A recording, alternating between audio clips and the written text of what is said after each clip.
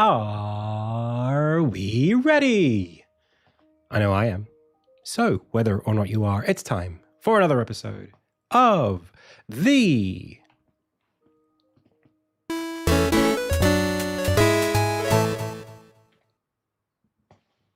Indie Tales Game Dev live stream. Hey, my name is Adam. You are the Pixel Pals. I've already said the name of the show, so without further ado, it's time to go. Welcome everyone to the Friday edition of the stream, starting a little bit late today. We will be working on Insignia today, of course, and I want to say a big welcome to everybody who's here in chat on both YouTube and Twitch. Welcome, welcome. I'm wearing my driving glasses. Give me a sec. There you go. How is everyone doing today? I've just been doing a lot of yard work, chopping trees down. But today, I've also been catching up with some friends from the US as well. Can't say much about it yet, but might pay them a visit soon. Today, well, last night I was doing a bit more work on Insignia. I've been doing a lot. We've been very busy. There's been Insignia website stuff in the works. There's been a little bit more work done on Insignia. Like I said, bit of direction with some of my team. Bit of catching up with some friends. Everything's in motion at the moment, and it's good. I'm feeling good. This medication I've been taking for my sinuses is really helping me, actually. I definitely need it. I haven't had like a down day in almost 2 weeks. Like a really bad day. I haven't had one. So been able to sleep and breathe relatively well, which is good. All right. So I'm just going to jump straight into what I want to be working on today. I haven't even touched the Insignia project. Let me just close a bunch of things that you aren't allowed to see that I was working on earlier. Alrighty. Yeah, it's been good. I mean, for those of you who watch regularly, like I always struggle with sleep because of being able to breathe properly. And I've recently been on a medication that I have tried before, but it wasn't doing much for me. But my GP had prescribed me a dose that was half the dose that you're supposed to take with this stuff.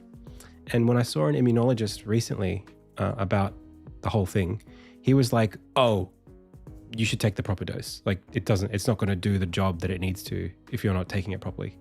So I was like, okay. So I've been taking it at the proper dose, the full dose, and feeling great. It's great. It actually works. So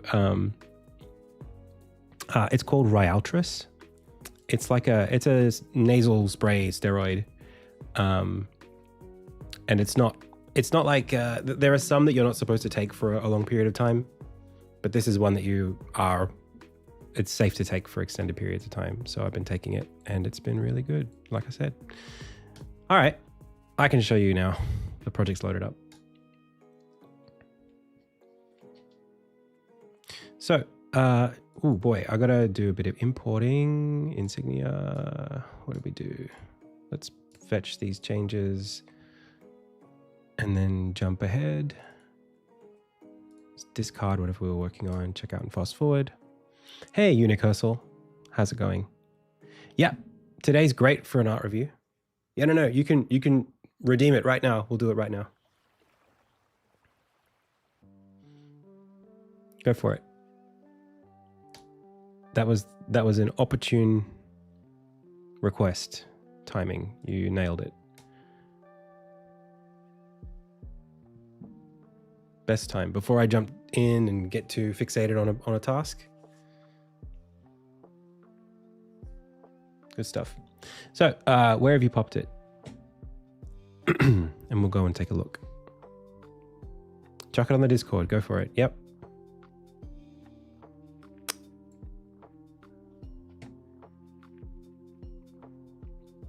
I guess we're looking at art feedback.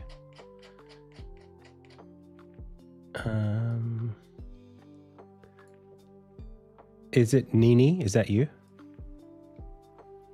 Capsule draft. Tone bound?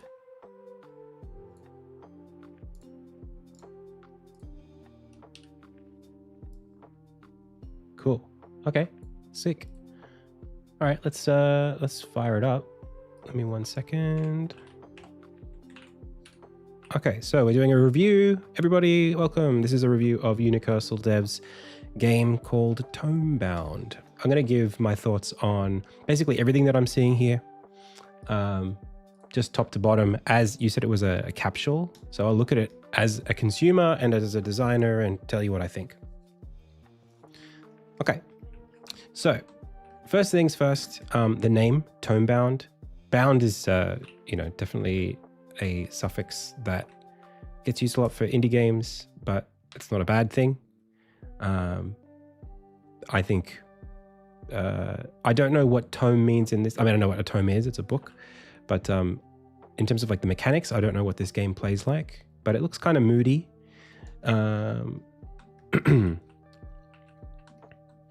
And I think, I mean, this guy looks pretty confident. So maybe this is like a roguelike. Maybe this is kind of like, I wouldn't imagine it's got like a lot of story. I kind of imagine it's more like I think there's something about the Joker that makes me think Balatro and the cards. So maybe it's like a card deck building roguelike. That would be my first guess. Maybe you would consider making a background of this image with the logo so we can read when you're in front of it. Okay. Are you talking about... We'll move on from that. I'll take that feedback in a bit. Okay. So, a couple things that I first want to think about when I look at it as a design. I see like a few colors that jump out at me, right? There's sort of this like purple, very muted colors, and like this sort of like purple and teal. There's like a highlight color here for magic, which is interesting. And yeah, in the back, most things are, pretty muted. So this has got like kind of a creepy vibe. I'm noticing now these actually like these tendrils coming up. That's kind of cool. Very like almost eldritch horror. Art style wise, I noticed that it's pixel art, but like actually it didn't strike me as pixel art from back here. Kind of just looks like comic art, which is interesting. Like I wonder if that's something that reflects how the game looks. I think the art itself, like the composition, is pretty interesting. I'm seeing like this, which feels kind of nice, if I'm being honest. It's not a bad kind of general shape, but I do think that the negative space here, maybe if it was me, I might make the character bigger. I might focus on this and make this like, more prominent. Maybe I would bring the hands up actually. Maybe I would make them more like this and this. And then I would be able to take all of this and scale it such that it was kind of like just more, right? Capsule art is one of those things where people are going to see this asset at like this scale when they're scrolling through Steam. So everything that you've got here that's not being used, right, is kind of, it's not like compositionally, it's not hurting it too much, but in terms of like the maximizing what your eye is able to read. So like for me, faces are really, really important and the logo is really important. So maximizing those I think is important. Just a sec. Oh, sorry. 1 sec.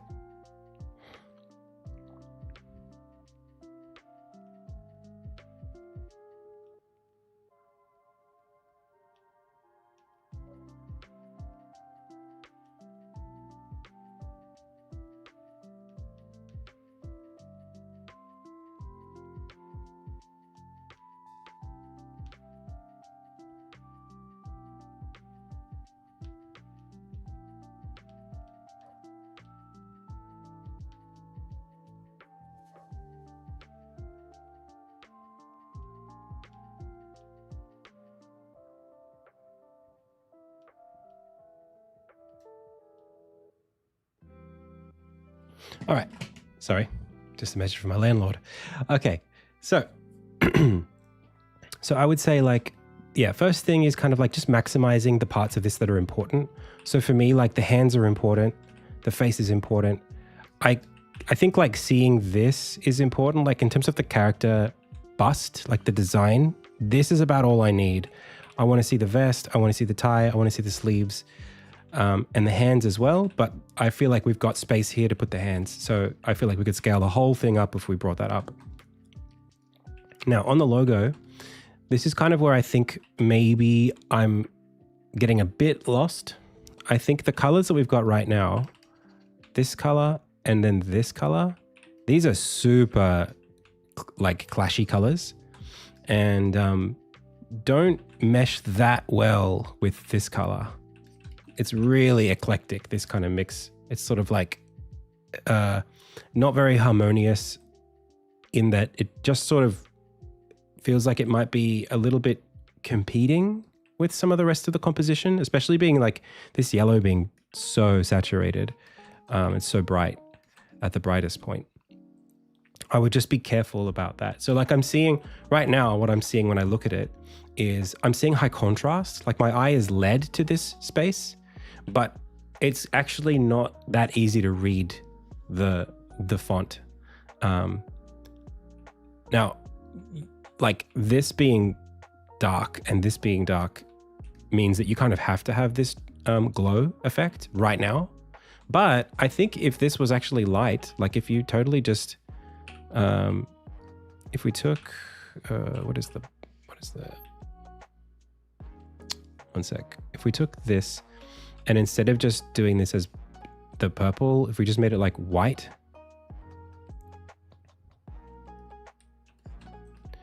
and then got rid of the glow, you would have like, the font would have as much, like a better chance, in my opinion, of being legible. Because right now, what we're looking at, what our brain sees when we see this, is really this edge.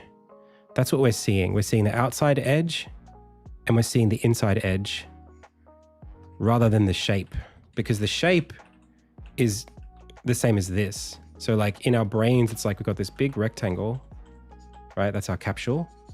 And then our eyes are having to interpret the word out of the inner and outer edges of the letters, not the body of the word. So what I would probably, like when I'm doing logo design, which I was doing some today actually, what I usually go for is a design that's going to be able to stand out no matter what is behind it, which means it's made of either a solid color or you bake an outline into that. Right, you just design it so all the shapes are like this, and then no matter what this is on, if that's just let's say the logo was E, doesn't matter what you put back here, whether it's black or whether it's like white, it's still legible, right? Yellow doesn't matter. You're still going to be able to read that.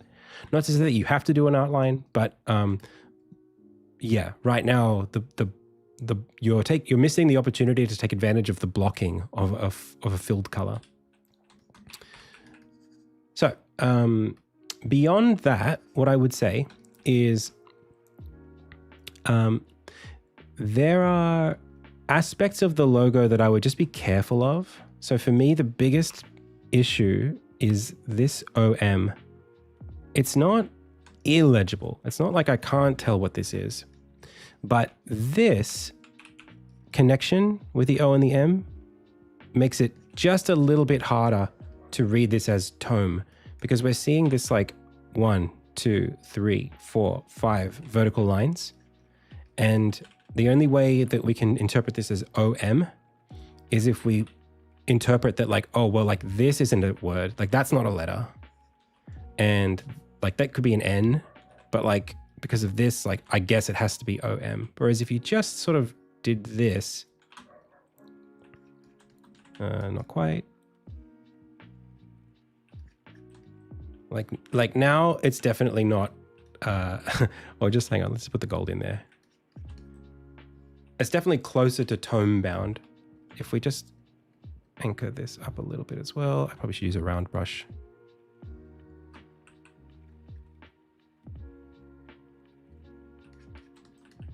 Now it's definitely tone bound. Like it went from I'm not quite sure to like, oh yeah, now I know what that is.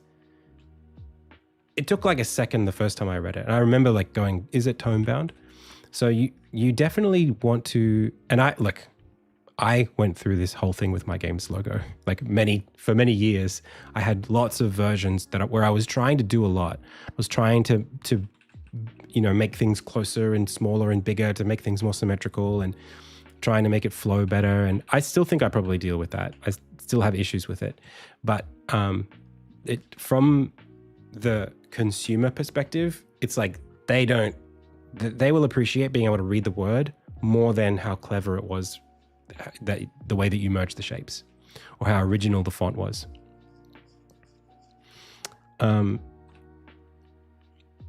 Hey Fu, yeah, UX design, and then as a game dev, like making logos and having people look at them and that kind of thing.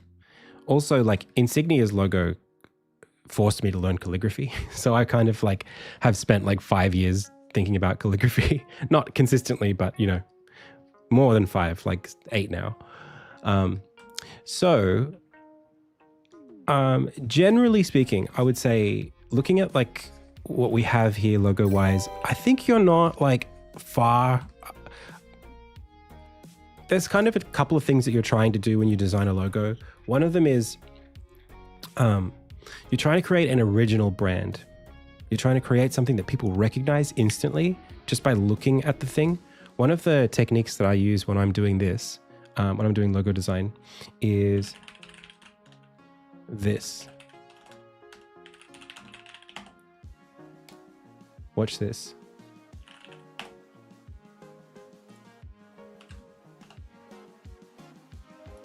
I've done this a couple of times. People on the stream have seen me do this. One sec.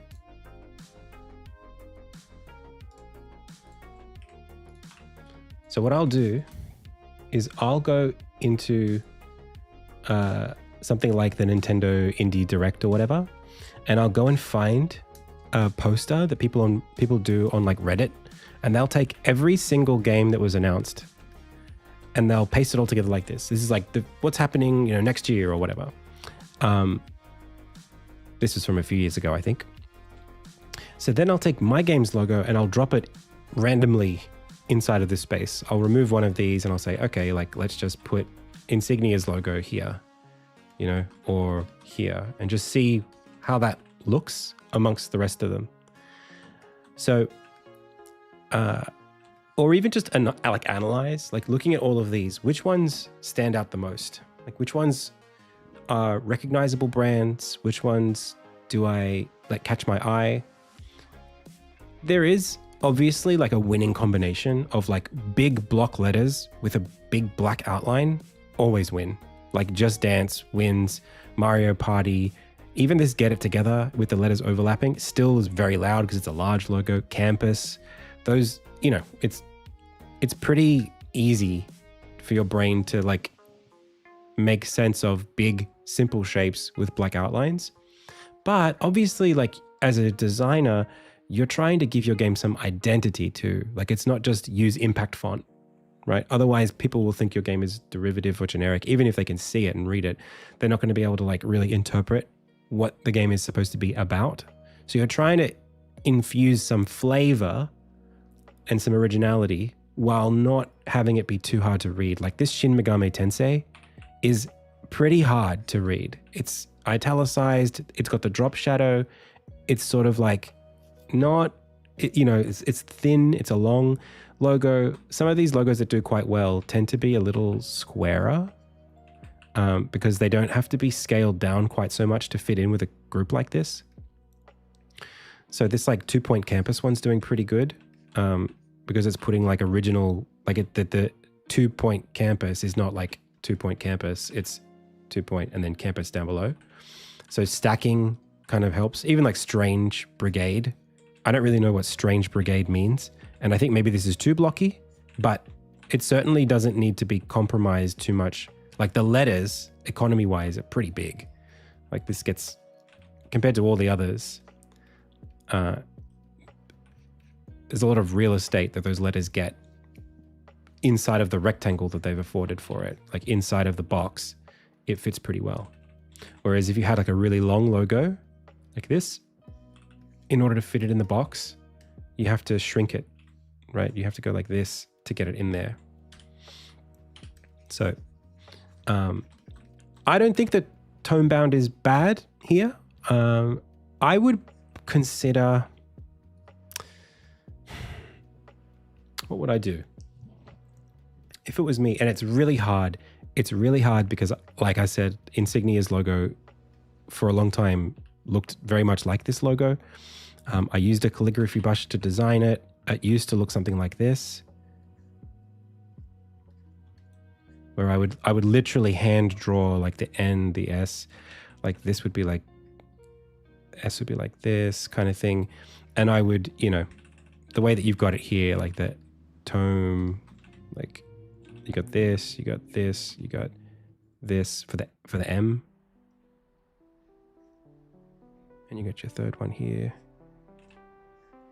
So like, I get it.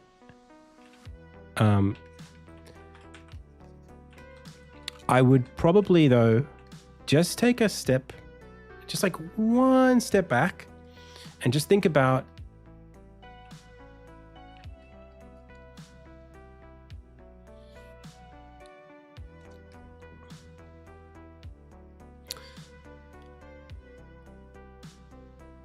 rather than taking the word, like right now, the way that I guess this was produced was you took the letters, like let's say the T, right? You've done this and you've gone, okay, that's my T. How can I make this feel more original, right? Here's my T or whatever. What can I do to make this feel? And then it's like, okay, well, maybe I'll come in later and I'll do this little swirl, this little Nightmare Before Christmas kind of swirl to make it a little more eccentric, you know, and maybe like the B, right? I've got this B and I'm going to come in here and do my B, right? Like this. And now how can I've done a terrible job of that. Let's try that again. You know, here's my B.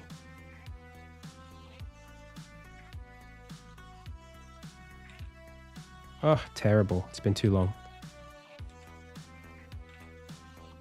And how can I make this more eccentric? Okay, half moon, that's pretty cool. That's pretty kind of gothic. There's my B, right? This process of like taking something and adding to it this way, it's okay, but it's a little bit limited.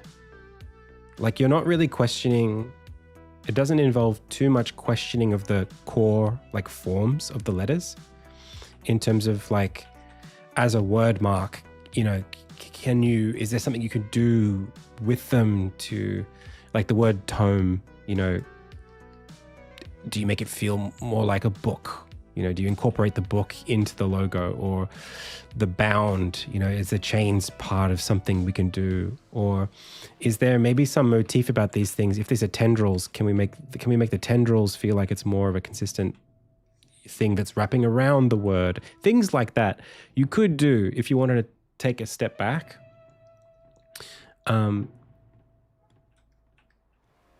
But all of those things are kind of in conflict with just the word being legible as a word.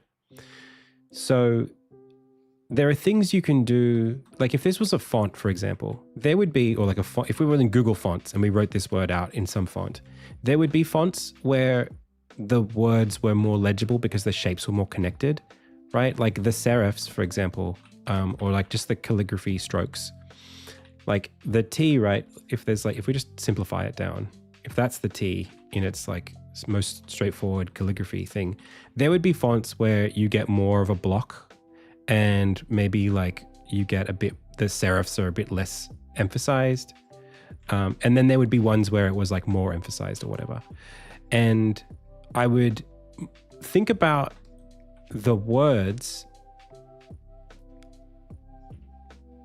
almost like from, if you had like a slider from like this, where you're at now, all the way to, what the heck? All the way to like Arial. What could you do along the way that would still keep all the things that you like about this logo, but also make sure that it's like as legible as possible? And just, I would play with those things. That's what kind of got me to where I am now with my Insignia logo. I started with something that was very hand-drawn. It didn't have a lot of, I didn't have any control in the process of how I created the logo over the core shapes. And then when I had a bunch of logos, like I'm talking dozens, and I sort of took a step back and thought, okay, let's just stop producing it and start with a font and see which fonts I would like to use and what I could do with those fonts, and head towards, from a starting point that works, head towards those little features, right, that I want, the little serifs or whatever. Maybe I want some calligraphy, but I don't want it to all feel too calligraphic. Then I was able to have more control over the process. I know that was very wordy.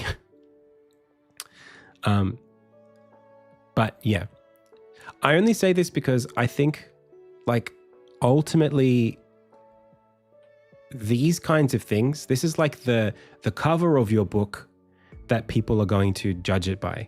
You know, you're not supposed to judge a book by its cover, but like people do, and this is the cover. So my basic first points of advice would be, and I know you've probably been through this many times, and I, like I said, with my logo, I still have to do it. I would try to make the word tone bound fit inside of like this much space. It's a bit taller than that. Maybe a little, I mean, it's not a big rectangle, but like right now you're kind of like, you've got a lot of empty space here that you could fill. I wouldn't try to fill it right to the edges. Instead, I'd probably have a little bit of gap here, here, here, and here. But I think that you've got a lot of space that you could creep into within this box right now. You could even tighten it a little more than that. You could say, okay, no logo outside of this, or at least core letter features. And I still think you could go bigger. And then let's ignore this for a sec. We'll use the round brush for a bit. And then I think, yeah, character, definitely like you could have them be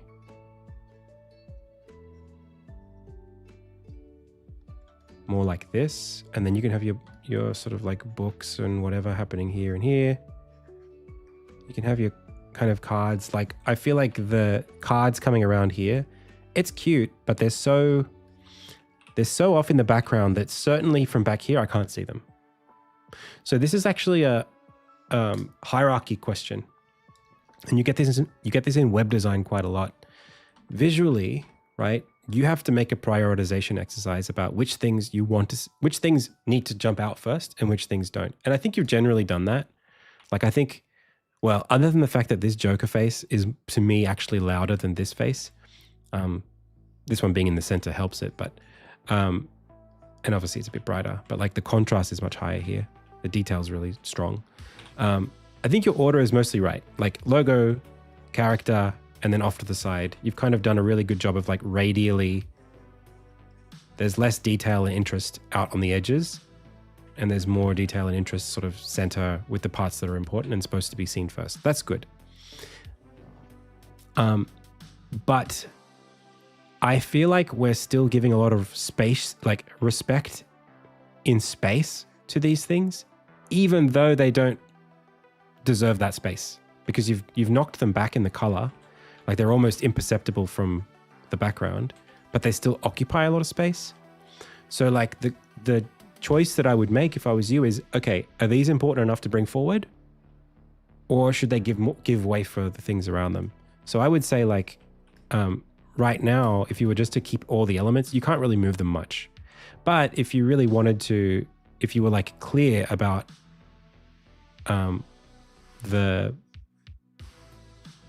deprioritizing the cards, then I could say like, yeah, consider bringing this stuff in and scaling it up.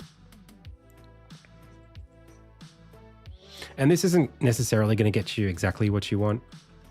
But I do think that it's going to be, if you are going to find value in doing any changes, this is the direction I would try.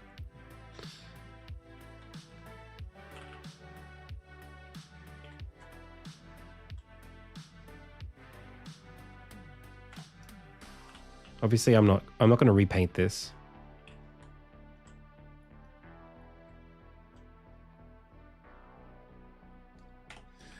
But yeah, I just think you've got more space than you think. You could squeeze a bit more juice out of the existing real estate and just get more out of it. Specifically for like the smaller, because this is capsule art, I think you could push it.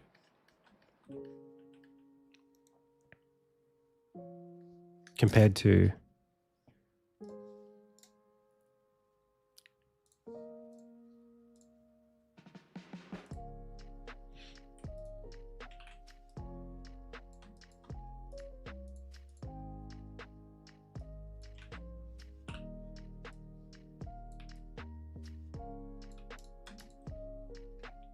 like that. I almost feel like you could go further. Like if you scroll all the way out,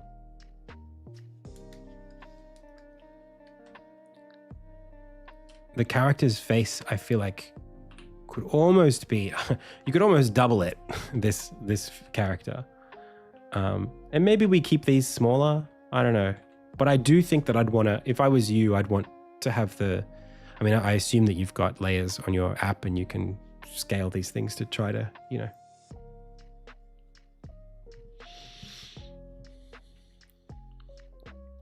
You have a Harry Potter curse right now, and you want Gothic style things. So I don't think this is a question of more.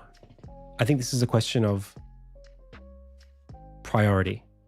So I don't look at the character and think you need more things. I don't think that. I don't think that he's necessarily boring. I don't know how much the character features in the game. Like, does the character have a portrait in the game? Is there dialogue? Or are we playing as the character? Because if the character is just meant to be us, definitely it could be, you could go for something cooler, but like, I don't know that the bottleneck for the effectiveness of this is the design of the character. I wouldn't say that. There's enough going on here that's interesting that I'm not thinking, character looks boring. Certainly, there's probably more. I think there's one other thing about this, if I could make a kind of a strong statement, but it's for everybody. I think that right now, one of the challenges that you have is that this feels like a composition made of composited assets that were designed a little bit separately.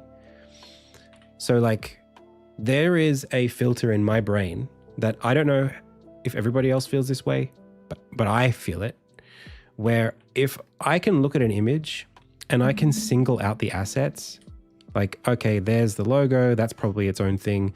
There's this character, he's probably his own thing. There's a book here punching something, that's probably its own asset. Maybe this was drawn with this, so maybe this is its own thing. It's sort of like if I can deconstruct it and think of it as just a bunch of pieces, it feels a little bit cheaper than if this character was interacting with this book, or if the character was overlapping the logo. If the character was standing in such a way that his fingers were kind of over the logo, or, if I was looking at a capsule art of a character, leaning on the logo, I almost feel like my brain immediately thinks this piece of art was custom designed for the medium that I'm looking at it in. And for whatever reason, I pay more attention to that. I feel like there's like more, it feels more curated or more handcrafted, like there's more time and energy that's been put into it. If things look like they were made for what I'm looking at it as. I don't know if everybody else feels that way, but it reminds me a lot. I think about this. I'll show you the example.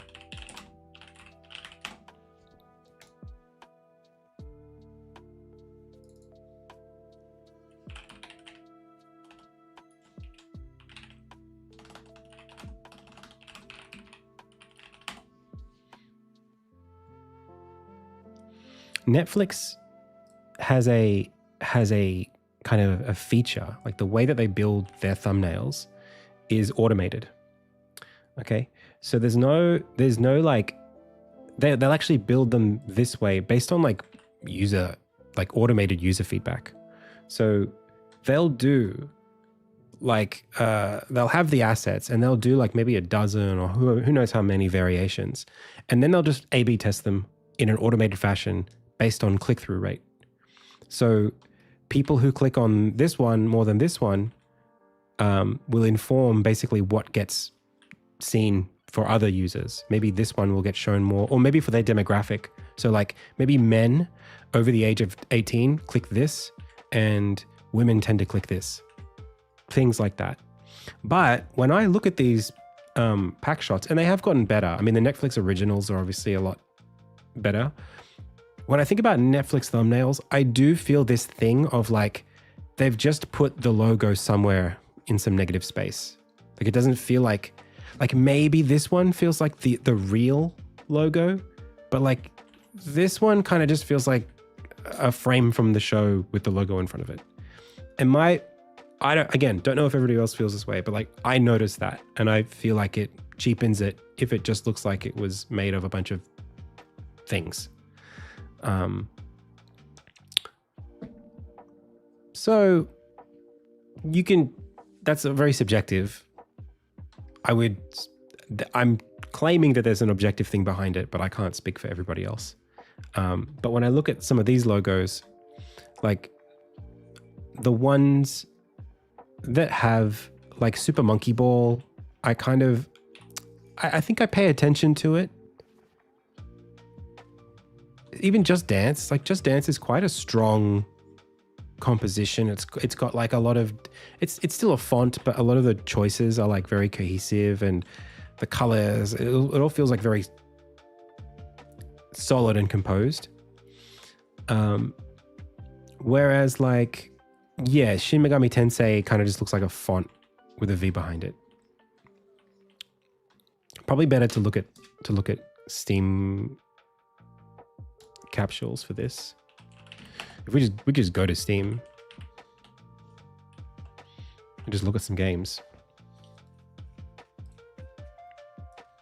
Oh, look at that. So like for me, if I'm looking at, say like we're looking at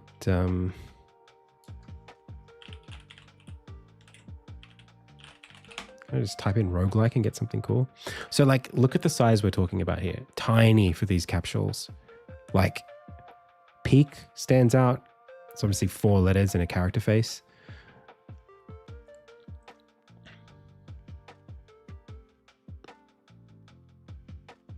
Gosh, that's actually the 1X size. That's the size that you see them at. That's crazy. Let's go new and noteworthy upcoming releases.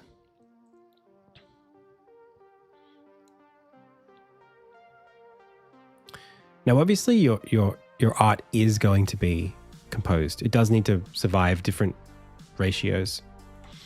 So it's not like you can't make a custom art asset for everything.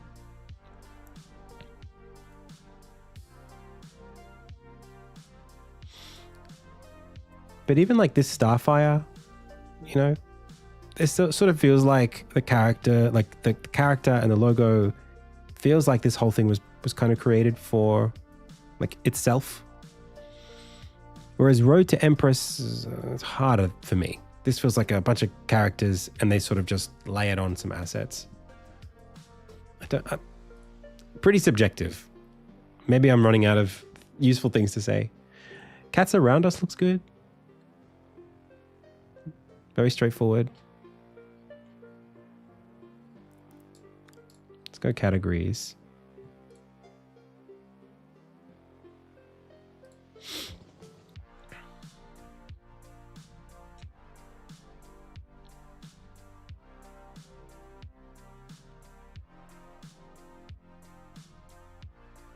These are all quite good, I would have said. Let me see if I can find a bad one. Yeah, like Balatros is really good. Notice how like the cards kind of feel like they're part of the logo.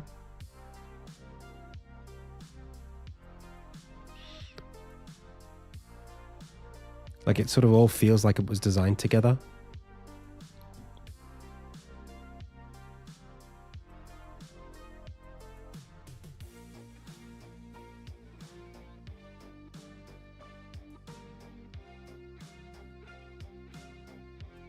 Hades 2's, that's an excellent logo, I think.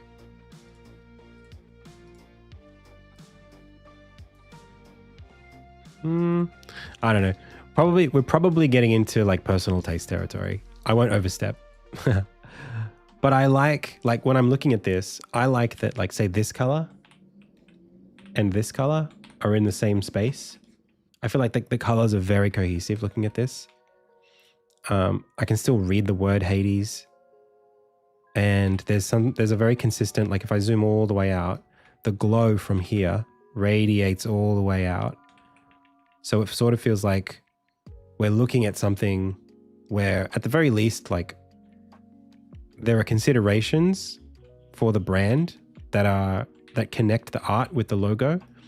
And this art looks like it was designed in such a way where all the important things are just overlapping with the logo, such that like there's enough negative space for the logo to sit and it's not like competing with the art. It sort of all feels like it's together. That's my personal take. So there you go. Long review, but I like to comment on these things, you know, the way that I comment on my own things. That's like, we could have done a whole YouTube video based on that. Yeah. I mean, like, it's also really important if I was just for a second, it's important to weigh this against the game, what the game costs, how much time you want to put into it, the development time that you've already put into it. Like, not every game has to be competing with like Mario Party. So like you don't spend forever, but if you are considering making changes, those are the kinds of directions that I would think about. Okay. Cool. So where did I learn that stuff? I mean, I did a design degree, and in that degree, you know, we did a bit of web design, we did use it, but mostly it's called like user-centered design. So basically anything to do with like websites, apps, almost up to like industrial design, but not quite. But we would do a bit of electronics and sound design and all kinds of things.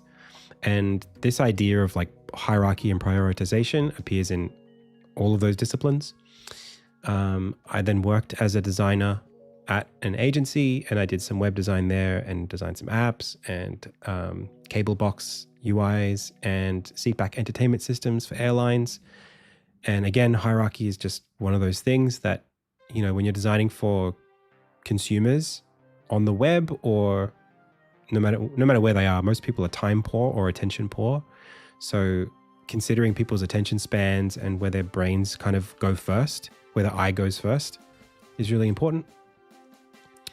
And then obviously, yeah, as a YouTuber, I design thumbnails every week or every other week. And I still don't do a great job of those, but, you know, I'm aware at least of the kinds of considerations you have to put into it. And then, yeah, as a game developer, obviously doing capsule art for games and that kind of thing.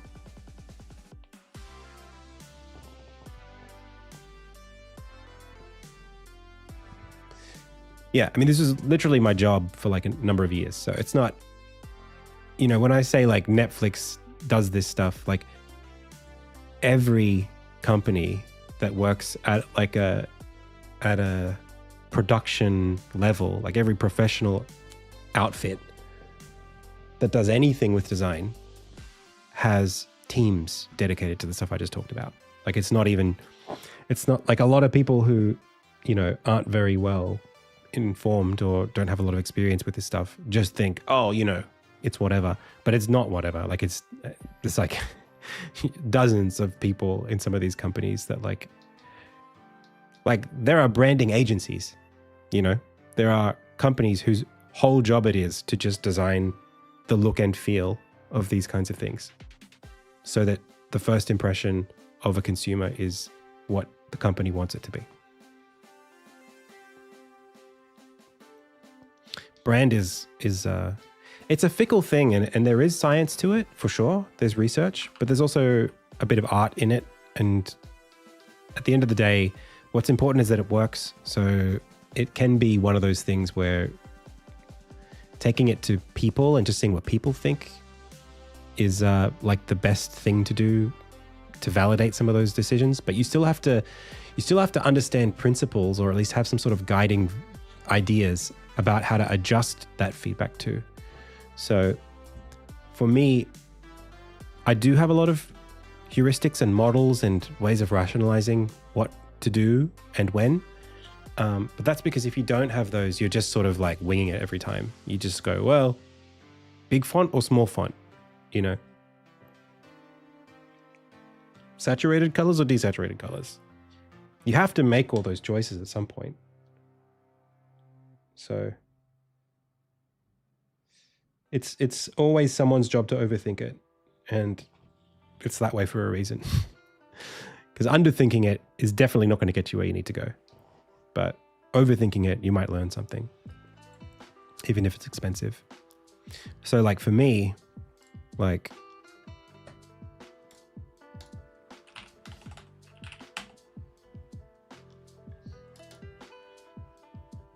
and I'm certainly not an efficient designer, right? I don't get it right first go. But like this is the logo design exercise for Insignia. And this isn't every logo I designed. This is like every logo iteration that I thought was okay. Like every time I designed one of these logos, there was 3 or 4, sketches that resulted in one of these designs. So like, this is like hundreds almost of iterations. I don't know if it's hundreds. We could count. 1, 2, 3, 4, 6, 7, 8, 9, 10, 11, 12, 13, 14, 15, 16, 17, 18, 19, 20, 1, 2, 3, 5, 7, 8, 9, 10, 11, 12, 13, 14. I've lost count of how many tens. 10, 20, 30, 40, 50, 60, 70, like 80, 90, 100. Yeah, about 100 iterations. And I'm still not like 100% happy with it, but I've kind of reached a point where I don't think that the gains are massive that I have to go. There are some things I would definitely change, but the basic ideas of it, I think are good now. And you can see like that there are differences here. They're not all equal. And some of these are more or less legible. Like this is not very legible. And trying to make it symmetrical, even though the word is not symmetrical, like deprioritizing the A to kind of make this counterweight this, which is one big I, it doesn't really work, right? And there was a lot of iterating I had to do before I gave up on that symmetry. I think this was a really good start.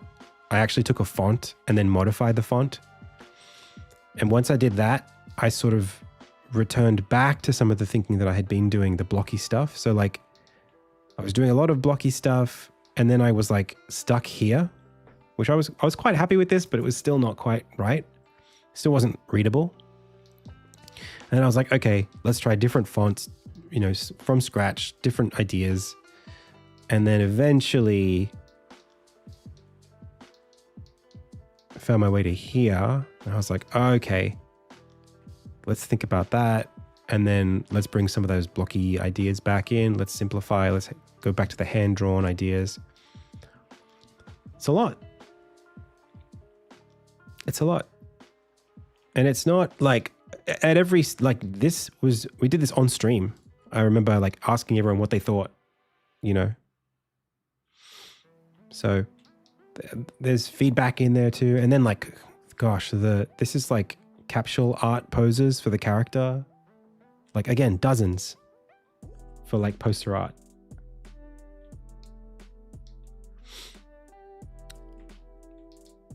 It's not,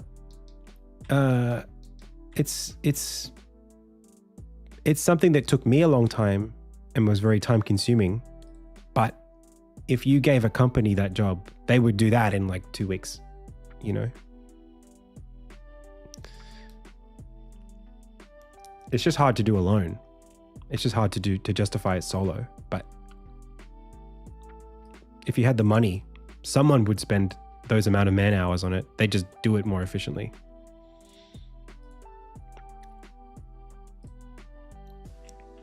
Okay, so today, what are we doing? I had some to-dos on my list for the game. Allow dialogue to appear when map is open. That's done. I did that last night. Resolve is supposed to happen when the player unlocks fast travel from a location, has next ensign locations revealed, ensign fast travel locked state.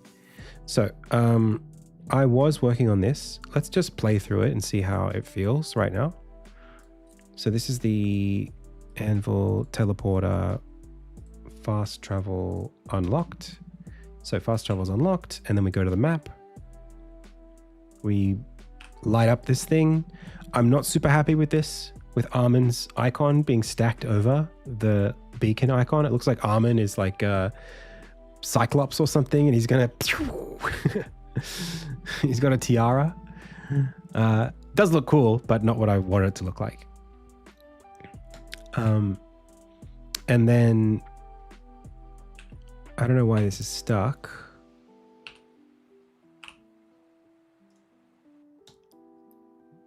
I might need to quickly go to the save editor and do return.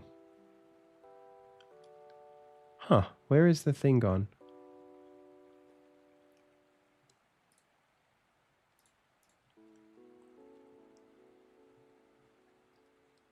Interesting. I don't know where it's gone. Teleporter, fast travel unlocked sequence, force out to play, fast travel unlocked.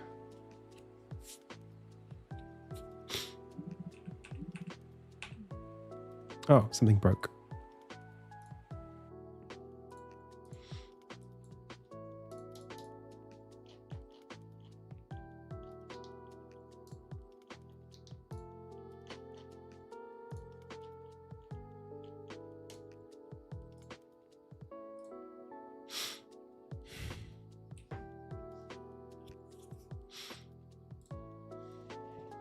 Null for flag return. Oh man, this happens to me a lot. I'm doing something wrong and I need to know why. There's a bug in a system that I built. This causality system, when I save, it will fix the problem, but it won't fix it for next time I come back to the next time I open up Unity, it'll be broken again.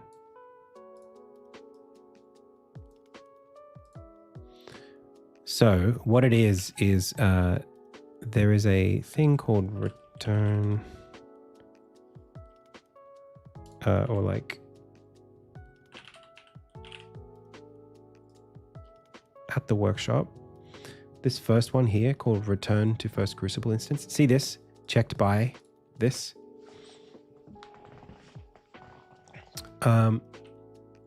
It's these things were missing when I loaded up just now, and then they were populated when I opened up this thing and hit save. And I'm not sure why they're not getting like saved to the game. But if I save the file now and then just go back over here and rerun that cutscene, it'll work properly. So it's not very good, but for now it's okay.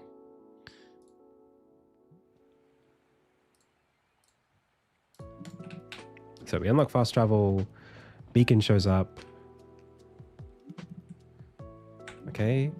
And then menu doesn't close, but we get a quest complete. Right now it says at the workshop, and then it goes and looks at the workshop and adds a new marker there, and then comes back and disappears. That's not quite how I want it to go. Instead, what I want to happen is something that I outlined last night. I just remembered. So, instead of doing what we just did, what I want to do is a couple things. We've got different states for what happens when you do fast travel. So unlocking fast travel, because we just came back from a challenge room, should plant the icon of the ability that you just unlocked in this spot here. So that little beacon is wrong. Let's just write it down. So like replace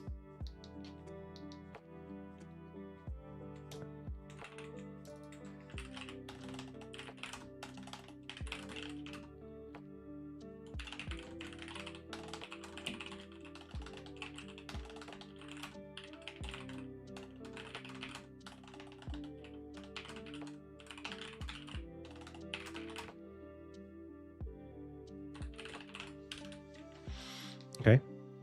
So that needs to be the proper icon. And then this needs to be contextualized. So this at the workshop needs to happen after we see this.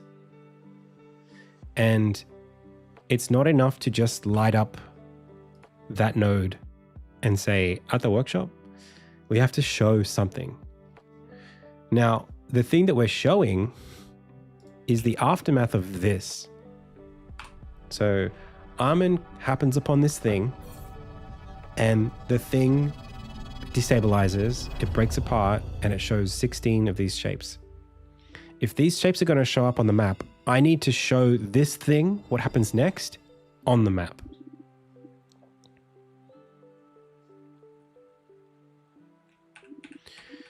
That needs to happen. There's kind of two options. So either that, it's kind of like this, right? This is like the process of Armin discovering ensigns. Okay. It's like white ensign destabilizes. This exercise I'm very happy about. Once I started doing this, I've been feeling much better about my ability to rationalize my decisions. So white ensign destabilizes and then splits apart into many. And then Armin gets teleported into Anvil. Does Crucible. And then returns. And then heads off to the rest.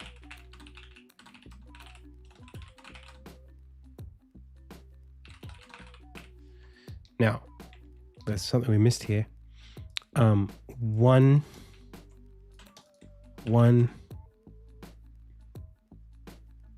attaches to Anvil.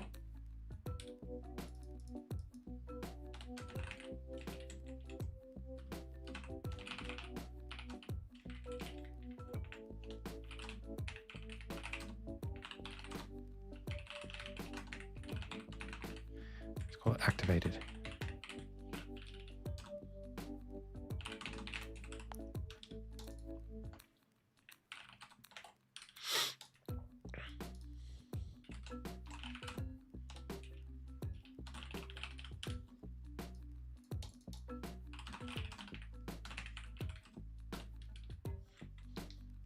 Okay, so this is in the plot. This is what's supposed to happen. So there's this white ensign, this white diamond that destabilizes. It splits apart into many, which scatter. One attaches to the anvil and pulls Armin in. He does a challenge, returns, and then heads off to where the rest went. Now, the problem here is that the player's attention span, the context switching that is required to do this, means that when these scatter, so this moment here, and then this moment here, these are like attached to each other. These two moments are connected. It's basically the white ensign destabilizes. It splits into many parts. Armin goes and tracks them down. That's the game. That's like the magic system in the game and how the player interacts with it. This is something that you do in order to collect the first one. And there's like 16 of these, right?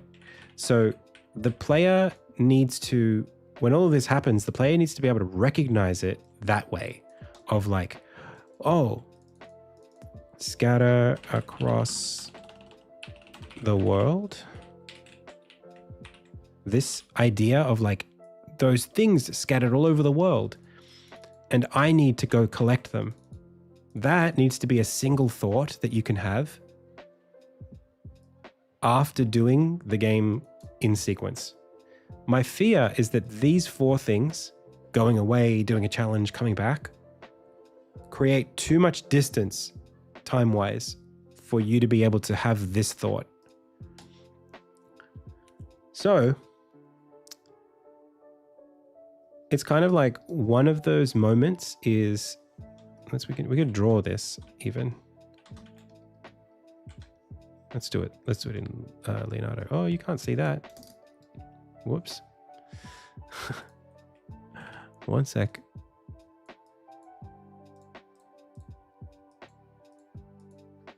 Okay.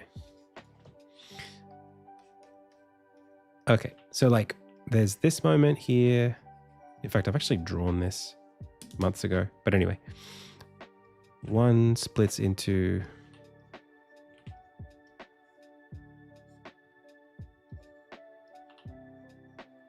many.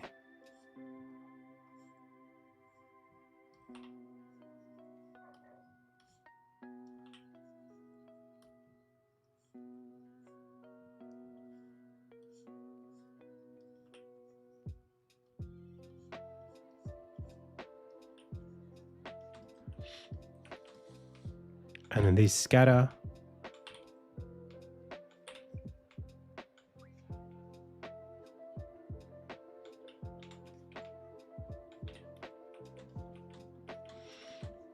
And then on the world map,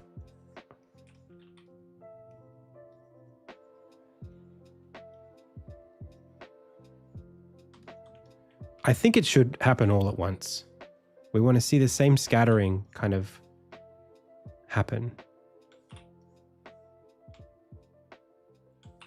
In actuality, they all go sort of mostly that way.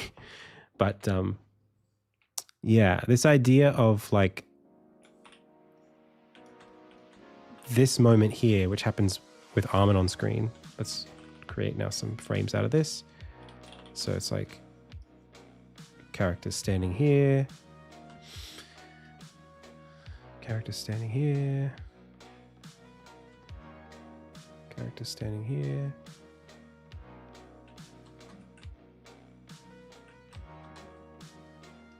And then map. In my mind, these feel like connected. It's like 1, 2, 3. But in the game right now, it's sort of like this thing which doesn't exist yet. It's hard to...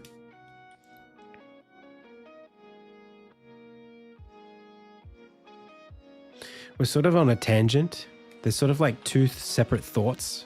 One is like what's happening with these things. And then another one is what's happening to Armin. And this loops back in eventually. But it's just whether or not we do this moment here, or here. That's really all the question is. So this is like Armin going through the anvil and not through, but through the power of the anvil. He goes and does this crucible.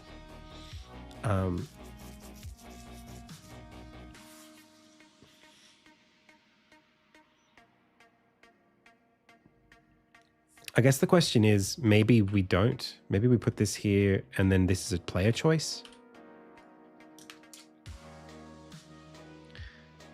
Because right now, the player doesn't choose to do this. This doesn't happen. This is that you can't experience anything but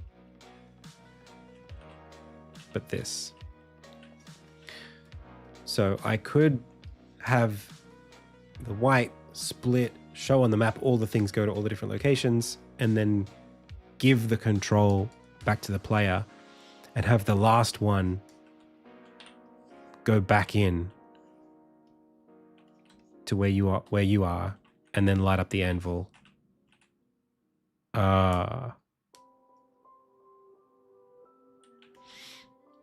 The problem with this is that I quite liked how, if you haven't seen the splitting apart moment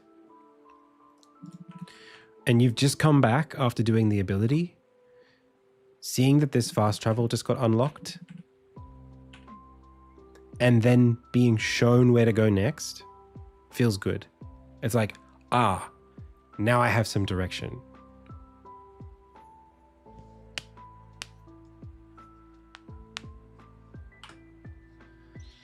But maybe Armin just says it himself. Maybe he just pulls out the map and goes, where to go next? I didn't see where all the others went, but it looked like that one headed towards home. New quest. This one also, new quest. Go back to player control and let them play. That's probably right. Okay.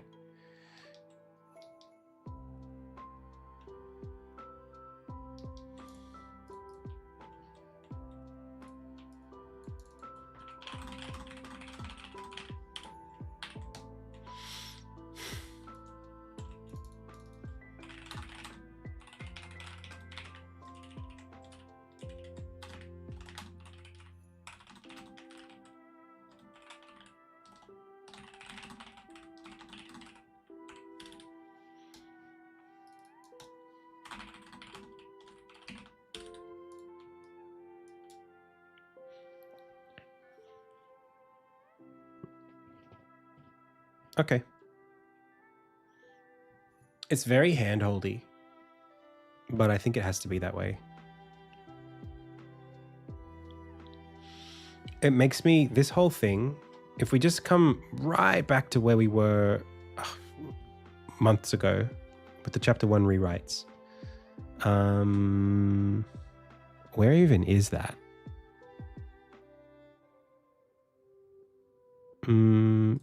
This? So like back in, I don't even know what month it was, end of June, we had a demo that we were playtesting, and players felt like it was too long before they got answers. So what I basically did was take the whole length of the gameplay. So if this was the demo,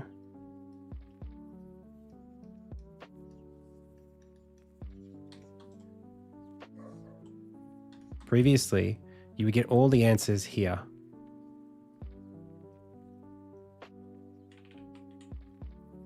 And all of this was like kind of waiting.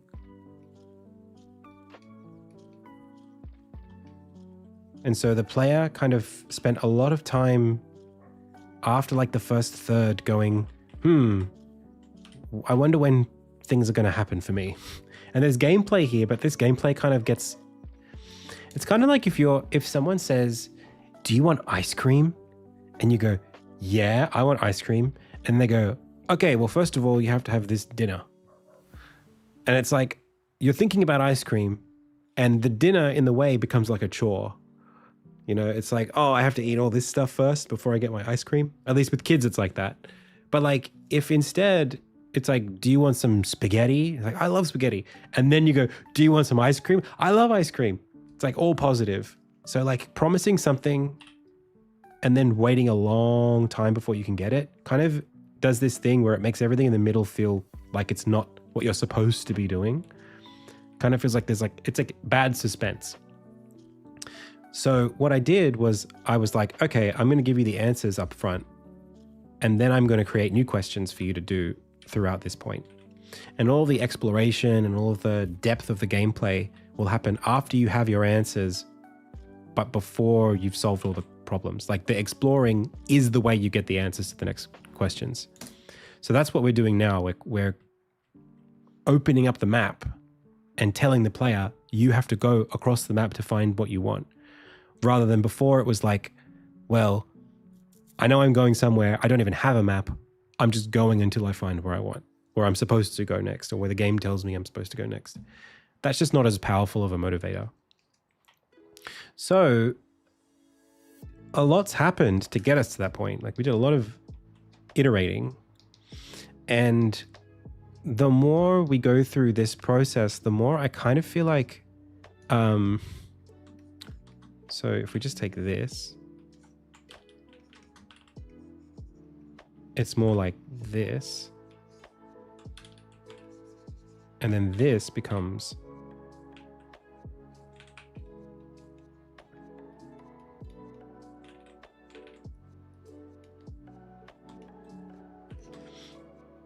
like that. It makes me feel like this should happen earlier. So like this is like the first, maybe even the first like, I don't know, like 25 mins, which makes me want to compress a lot of the story so that by the first like, 1.5 hours, you've kind of done, you've got a good grasp of like, you got all the powers at least, and you've like understood how the game ticks, and you're just sort of like heading towards the boss, basically. That's what I should want for it to feel like. Because this stuff, the world map would almost be better. I think it's like better serviced. If we go look at scene graph, if you're going through all of this stuff with the mindset of I am collecting new abilities and I'm going to go see what I can do in these spaces with these new abilities, that's much better than just trudging through them to get somewhere in the plot. It just means that I have to make the first pass from home to where you get your answers in the Athenaeum very brief. Has to be super quick.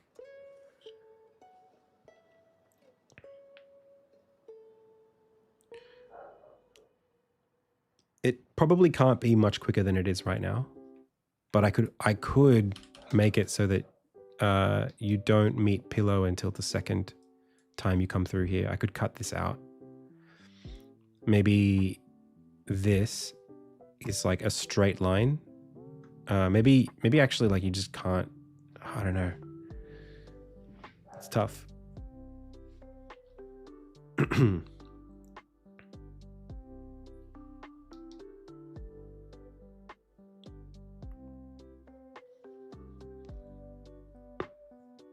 I could make this happen on day one.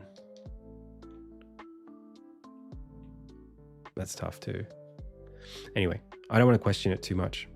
I just wanted to like flag that like we're at this point now where the player motivations are so different.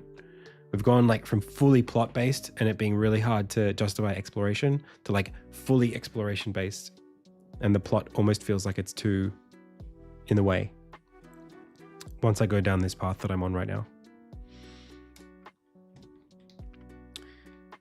But it's good. It's important that we can play in this space and just see what we want the game to feel like based on what the content is asking to be framed as.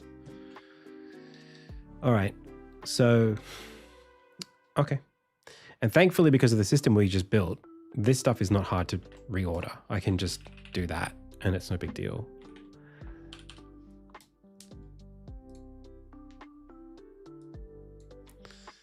Okay, so today, what we need to do is design this ensigns going across the map.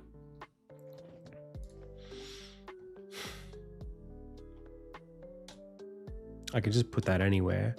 I actually have, I have this idea of these wisps. They exist already in the game.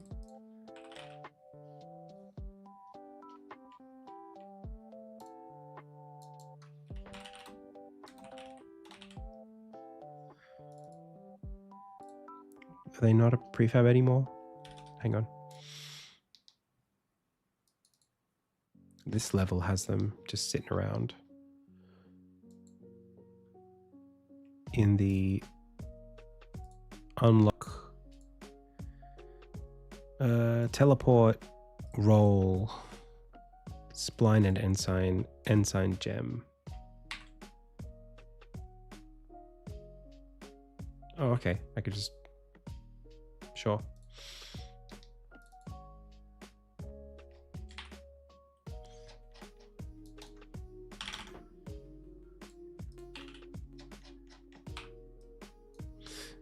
So, I can manipulate this in a cutscene and make it do this.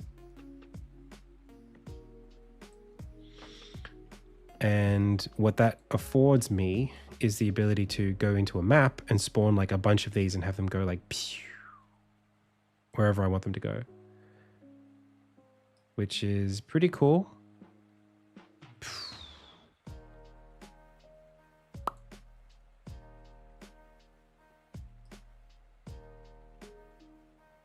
But the problem is, if I go into a menu, I don't know if they'll actually behave.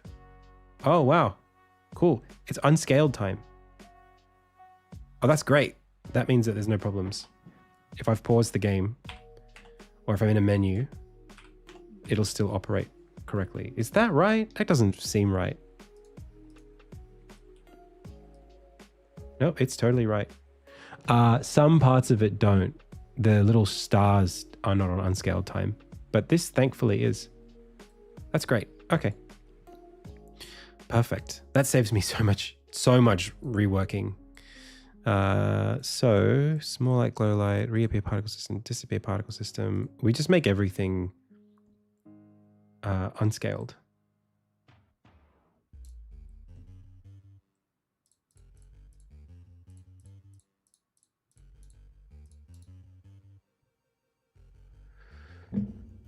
Disappear, reappear, game object. I don't know what that is. Glow light, small light, action behaviors, top line behaviors, sprite. I don't think this is the particle system. I think if I save this, I think that the gem, when I press play, spawns in a trail effect, and the trail effect is what I want to edit. Which is twinkles needs to be on unscaled delta time, because trail particles will be as well. Yeah, that is. Cool. So if I go to ensign gem, I can go into the menu, go to the gem, put this here, and then move this around, and it's working perfectly. Cool. Okay. Now I just need a version that lets me do this in the, like, while ordering it wherever I want. Like over the UI, basically. Which is hard because the trail effect, it's just set to whatever it's set to. So if I go here and I go twinkles or whatever, the particle system has a renderer, which has a sorting layer, which you can't see because my head's in the way. But right now it's just middle ground 2. So I would need maybe a variant that's called like map trail or something like that. And I would also need for this trail effect to be spawned in properly by the right, like we need to spawn the right trail effect in, unless I was digging in and reordering it with some other logic. Maybe on the effect thing, there's something I could do where I could pass through the render layer, just force it every frame. If I go to gem, oh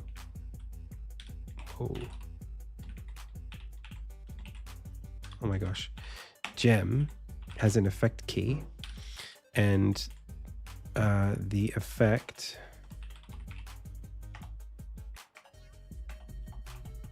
on update assigns the effect properties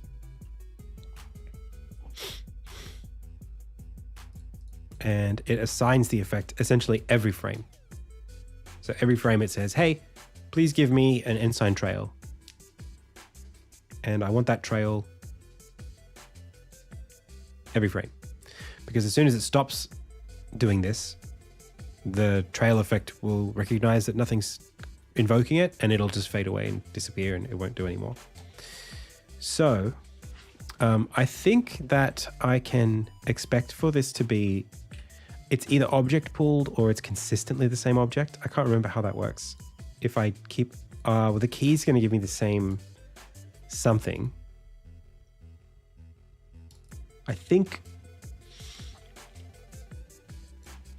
if it dies, if it's allowed to die, it will reset and give you a new instance. But if you keep invoking it, it'll give you the exact same instance every time. Still, it might be best to just force the right sorting order every time. So what we'll do is we will have to pass in a sorting order through this, probably right here. Because we're assigning the color there as well. Hey, SK Relax, welcome. How's it going? What you up to? So I think this is pretty reasonable. I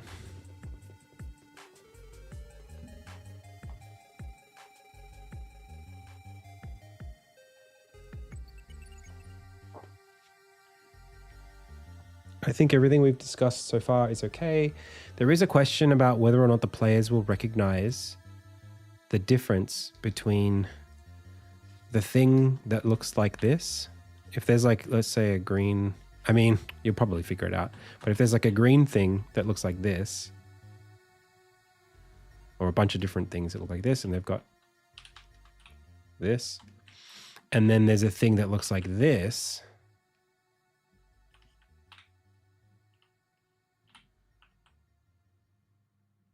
or whatever, it's like a symbol.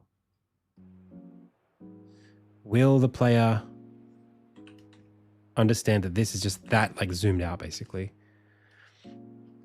I hope so.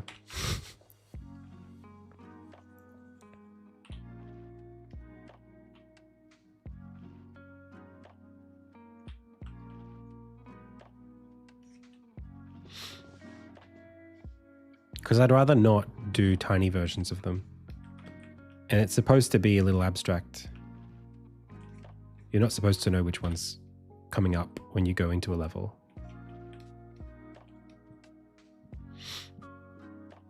All right, I don't think that's that important right now.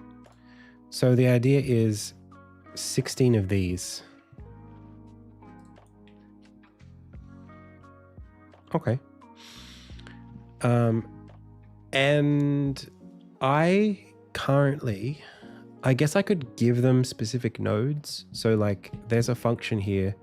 So there's like spawn and let's spawn ensign gem over map times 16. That's the first thing. And then have each gem float proceed to some node destination.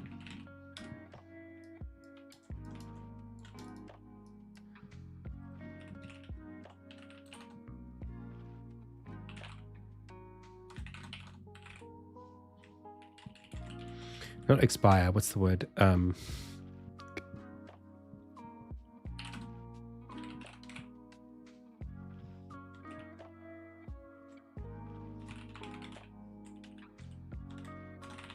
Whatever.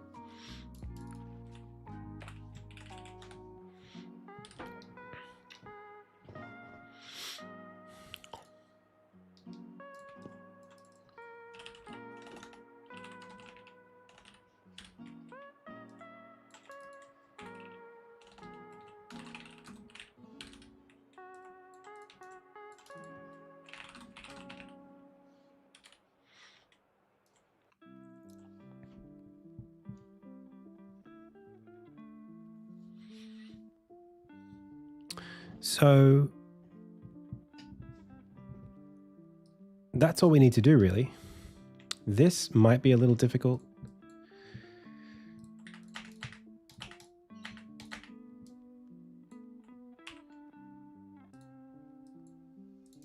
So this have each gem float procedurally to some destination for a destination requires us to do what? We need to have some sort of like, not spline, but like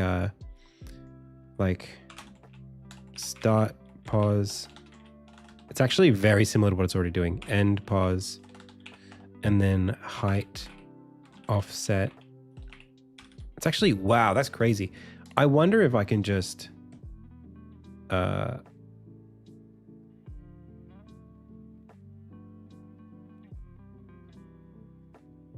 wonder if I can just use their existing travel to state.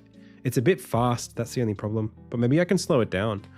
Because like when you go into a level, let's just say we're fighting somebody.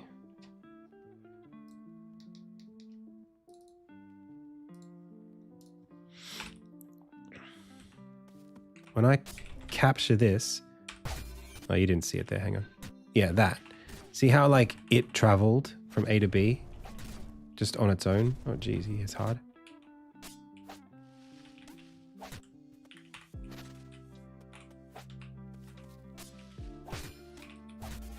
That little like boing. Maybe we could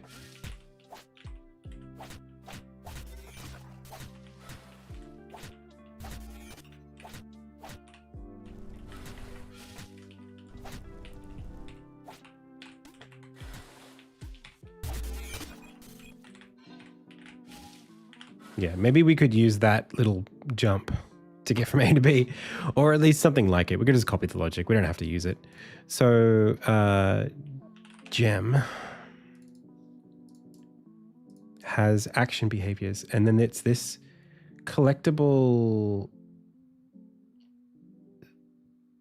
I think it's this collectible spawn with the lift component. Oh no, that just goes up.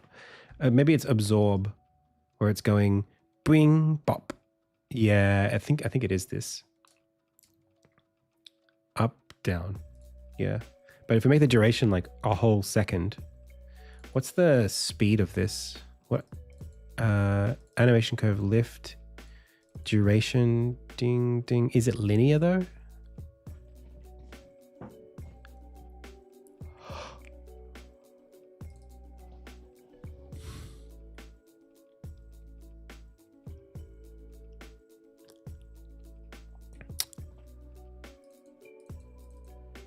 Start pause, position equals start pause plus up times y anim dot value times height. Yeah, but what about the x axis?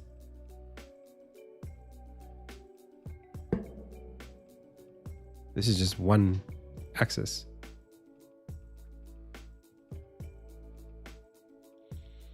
Wait, is it travel maybe?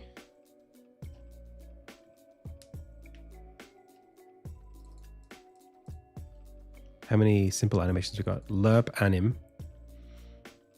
Oh, does this have a... Oh, this has two curves, X curve and Y curve. And then the lerp anim. So this collectible travel goes...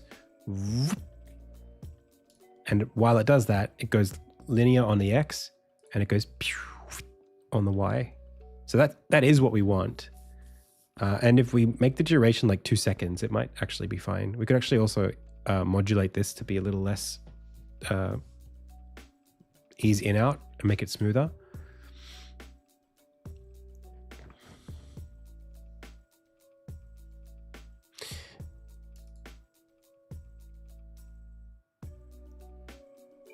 It's possible.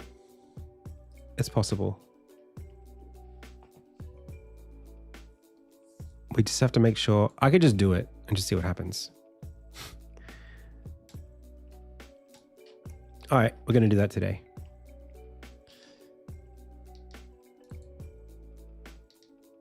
I'm going to take a quick break. So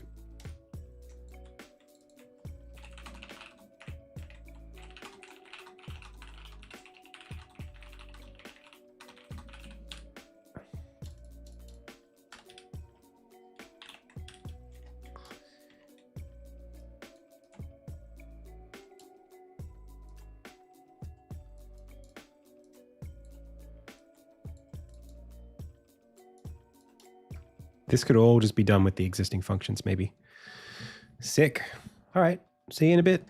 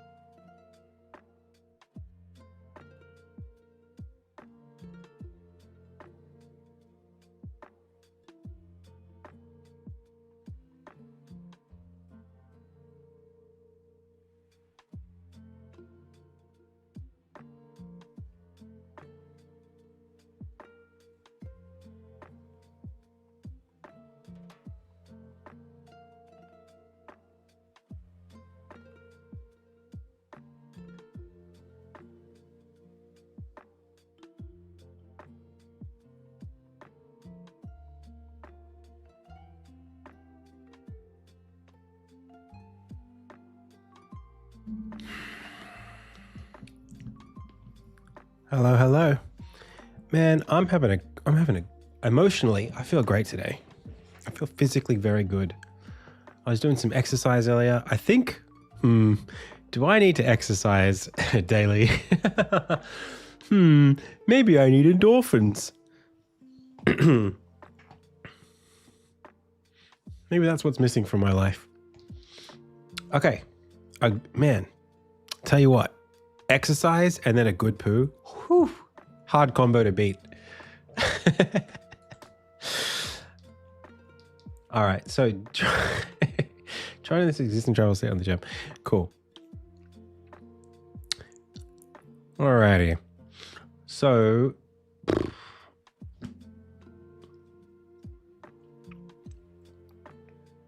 I think what I'm going to do is just make a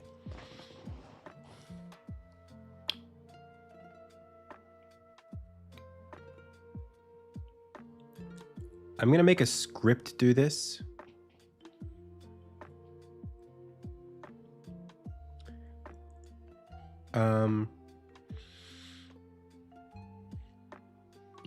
It's possible that I could do this with like I could either cheat this or do it for real, and I'm not far from doing it for real. That's the weird part. Because this world graph has a fast travel menu inside of it, and the fast travel menu has these metas, which is an ability that you're going to unlock and a place where you unlock it. Just those three are enough for me to test this feature, because I can make 3 things burst from where you are to where you're going, basically. And each of them can be flavored with the ability that they're based on. And in the full game, this will be 16, but for now it's just 3. So, as long as we have access to the fast travel menu, we can do this. And we can do it at just a random whatever, teleport map tutorial sequence. This is empty. This is pretty much close to what I want. So it's like ensigns burst over the world map. I'm just going to call it that.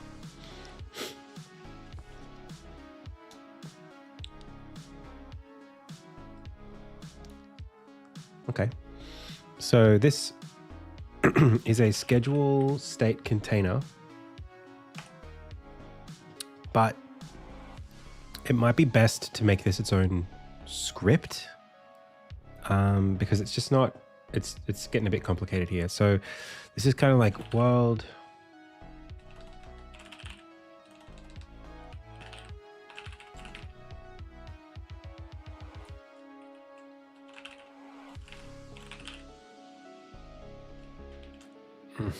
Ensign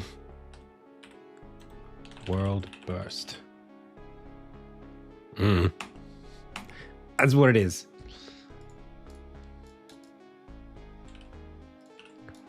Nice to have a fresh mono behavior. Okay, so we're going to go list of fast travel meta equals world graph dot instance dot fast travel menu dot metas. How's that?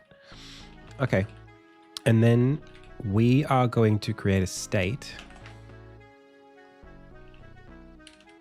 Let's just like procedure this one out. So like we're going to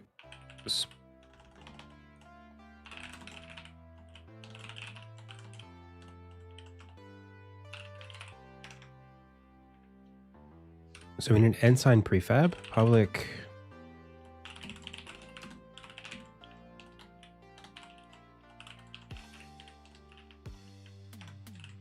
okay.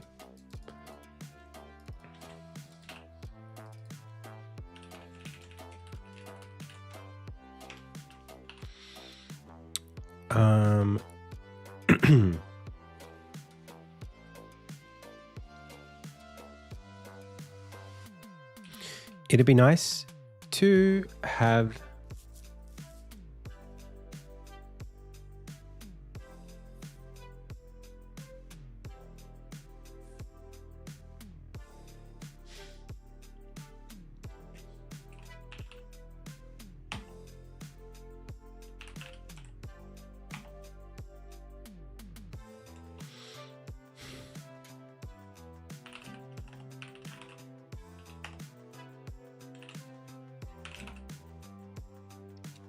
Okay. Oh. It does use unscaled time. That's strange. Why would we set timescale to game time, but then set unscaled time to true? That makes no sense to me. But anyway, we're going to figure that out later. So unscaled is what we want for sure. Definitely. So we want to fixed update. Not this. Where are we?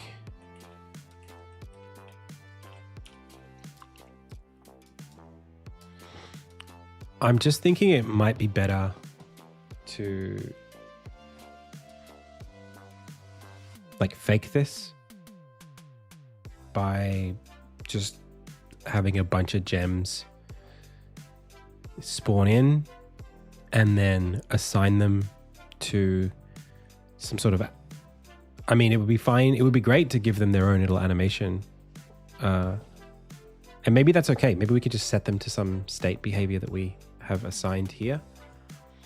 That is a version of the travel here. I mean, this is pretty close to what we need.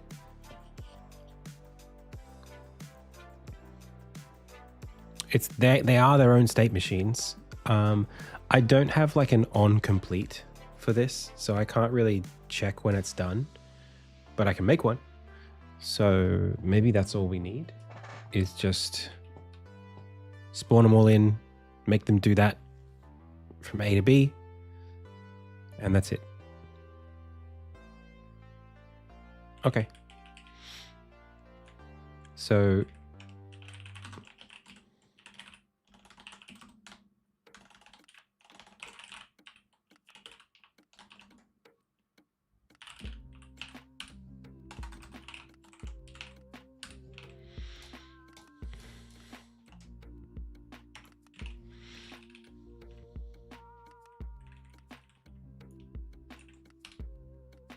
now this is going to be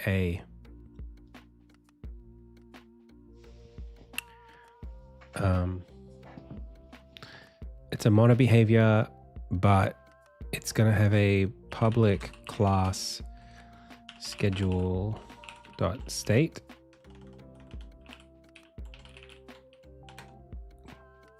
called, this is called state. Why doesn't this work?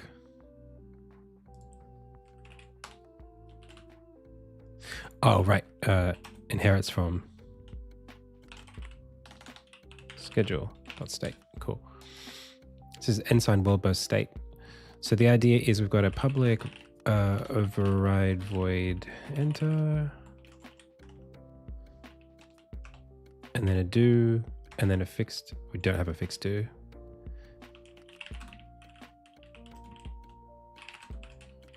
We do have an exit.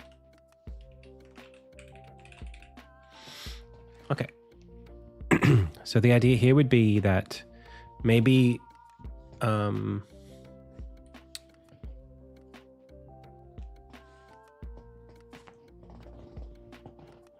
maybe this is just a mini state. Yeah. Yeah, okay.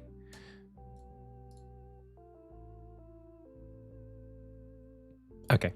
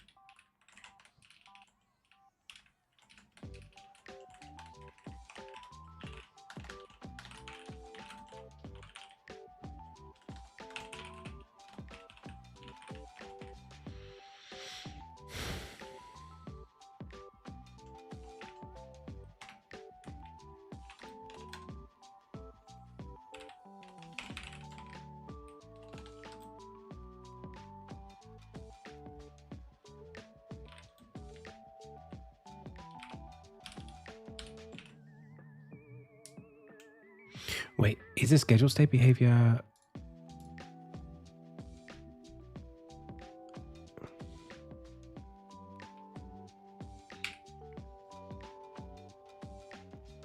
Right. I think that's how I'm supposed to use this. How did I use this elsewhere?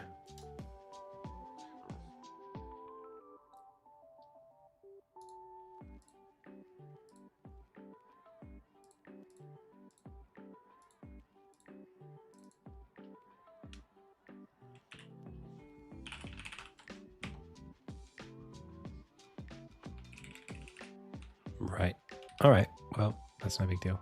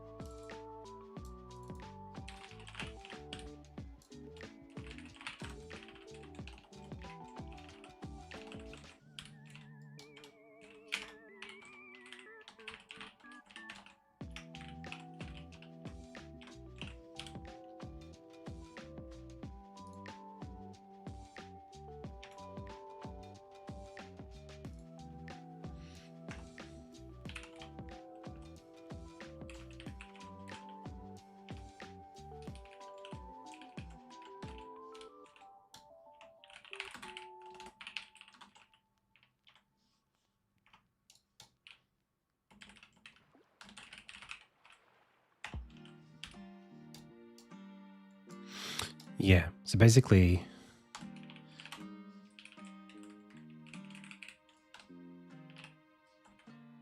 yes, that's right. It's basically just return this.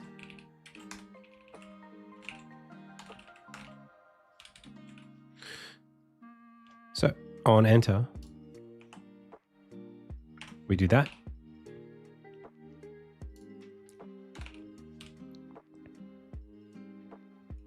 That's all really good. That's really good stuff. Okay, so we have this gem that we've just created. We've instantiated it. We've added it. I actually want the transform position to be like that, but I also want to say gem dot transform dot set parent, and I want to set this to world graph dot instance dot container dot canvas dot transform. Then I want to assign sorting layer to UI. Assign sorting order to 100. That's going to be hard to do. This could be one of those things where I'm just like making it hard for myself, but I've got something that like 99% is what I need already. I just need to extend what it can do to do the rest of this thing. So then I want to say gem dot state, gem dot set, gem dot travel.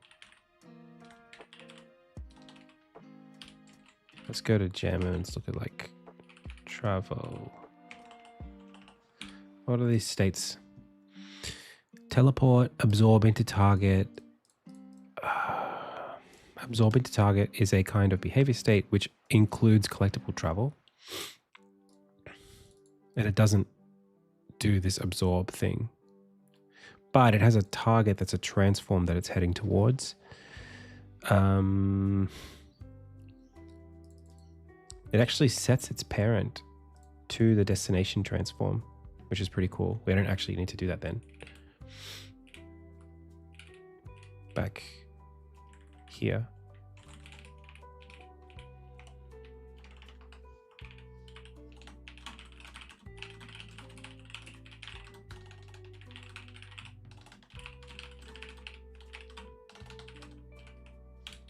It seems. So there is no absorb. That does nothing. Let's take it away. So this absorb into target is really just a collectible travel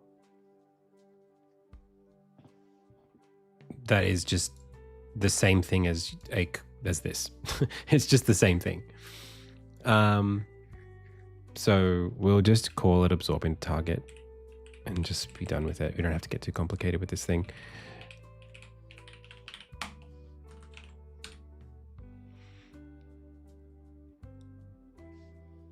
This is one of those areas where states with parameters that are the idea of setting up a parameter for a state is great until that is a mono behavior, and then re-invoking that state, you need to reset the parameters. So because I don't have a way of sorting the defaults, when I tell this to absorb into target, the speed that it does this at, like this collectible travel, has like a duration. If I try to override it, it'll be that way forever. And that might be okay. Maybe I just make a special kind of gem that's already assigned. In fact, if I could do that. And if I do that, it'll mean that this, I won't need to set this stuff. Okay. So this is like, okay. This gem, I copy, I paste. I shouldn't have done that because that's going to paste inside of the assets folder. Damn it. I hate when I do that.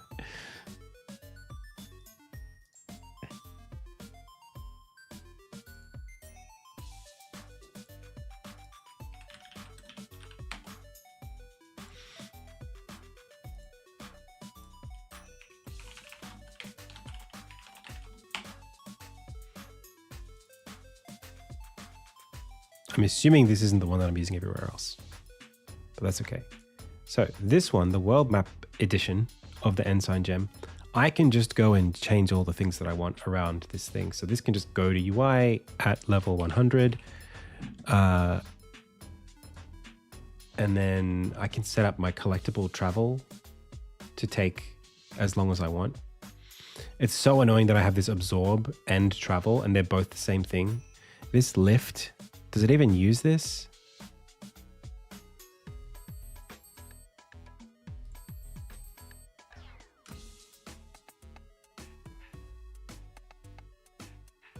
Not collectible, absorb. Absorb into target was the other thing.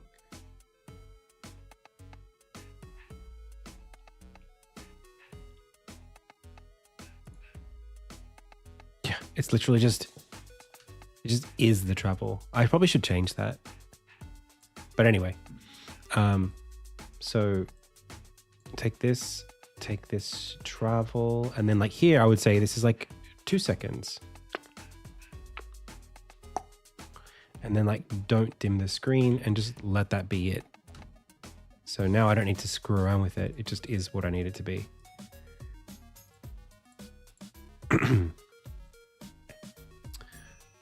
Long term, we could also just replace this entire script. Like if the thing only needs to do one thing, then we can separate this into a different kind of game object, different mono behavior, but that's okay. So we've got the sprite, we've got our behaviors, we've got the lights, that's all the same. I might just go to these and make them UI just because I can. 99. And then all of this is whatever. Doesn't need to be anything fancy. It would also be nice to actually put a little extra script on here to do something else, but whatever.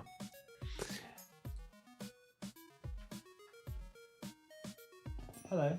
Hey. A guest. We have a special guest joining us today. No, we don't. No, we don't. Okay. We have an unspecial guest joining us today. What do you want to do? Order. It's, okay. What do you want to order? I don't know. I'm going to mute it and then I'll take a break. I'll see you in a bit.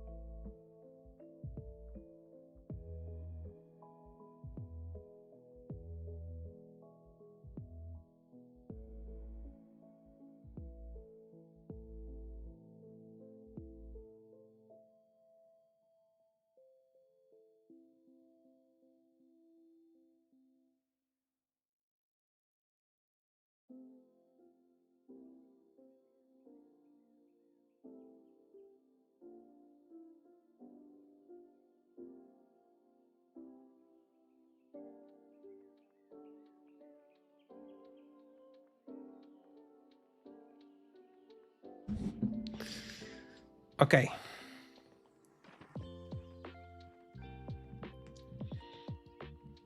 So,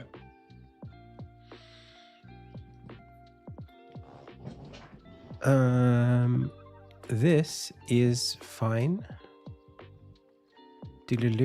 And then we want to do this absorb into target. It's so annoying. I actually am like, I'm starting to get like a righteous, like justice thing of like, I need to get this away. I need to like delete this.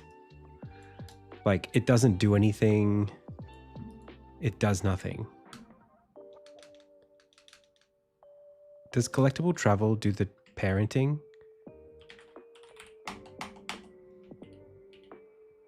No, but it could. It's just such a useless state. This does nothing. Anyway, I think we just leave it. So for now, we'll just do public. Do my behavior states all have an on finish event? Wow, they don't. That's crazy. They should. That's crazy.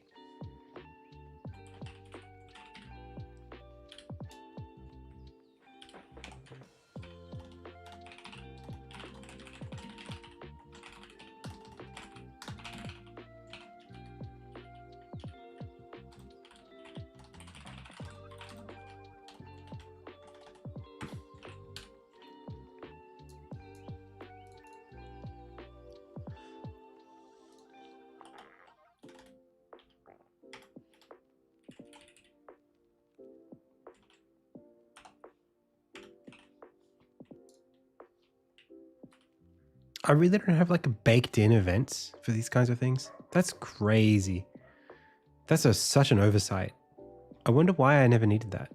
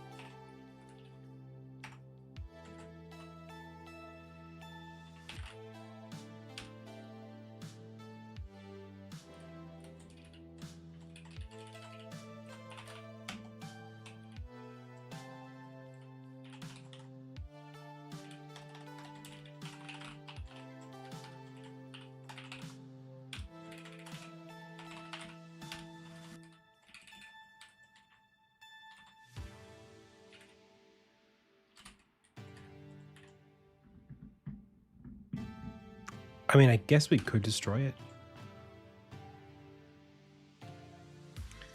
Okay. So, technically, that's it. This is a mono behavior, which is a state. When it's told to enter, which happens here, it goes spawn a bunch of ensigns and we are playing. It spawns the ensigns into the level. Assuming I don't know if we need to do this. Sorry, Copilot. Try again, buddy. It just spawns all of them into the level. We need to say gem.ability scriptable that's right, is the right ability. And then we need to add it to our list, set it to the right state that we want it to do, and then wait for that state to be complete. And then when they're completed, they get removed from the list and deleted. And then if we are playing and we're complete, we just exit and we're done.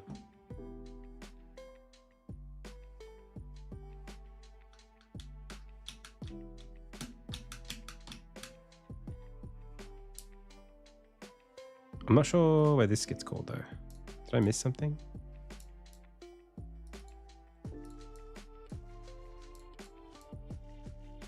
I don't think do we need an exit?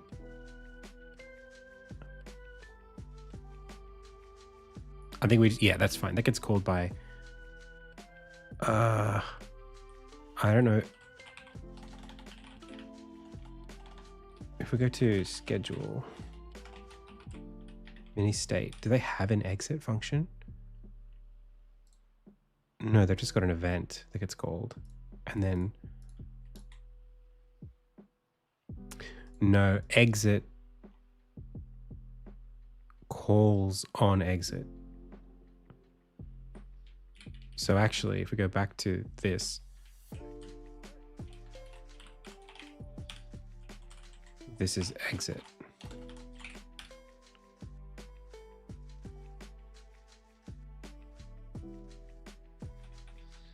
Wait, what?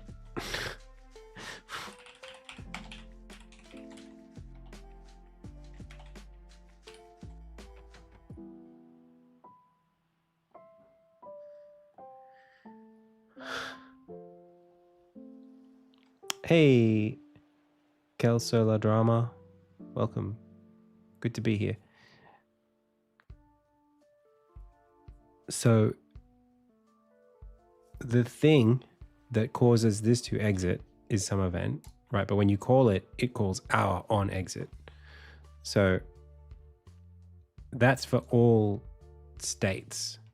All states do that. So I don't need to call on exit on this world burst. I just call exit. But why does it need me to have a state?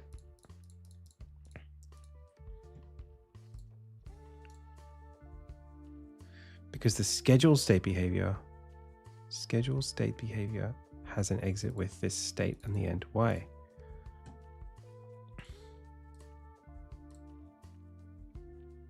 It's just nothing.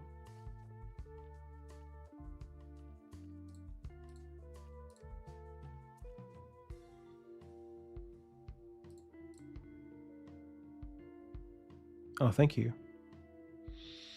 Did I play? How could I have played Silksong yet? It just came out. I didn't really like Hollow Knight, so I'm not that excited to play Silksong. I know everybody and their mother wants to play Silksong right now, but like, I don't know. I'm not that excited for it. Maybe if the reviews are really good, I'll go back and play the first one. Maybe. I don't know. Or I'll just jump into the second one.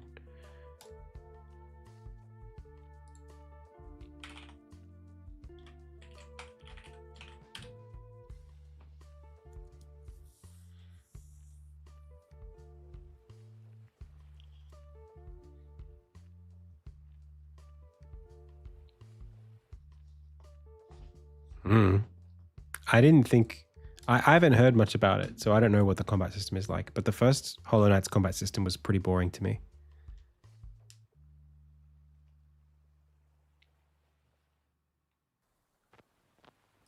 I wasn't a big fan of it.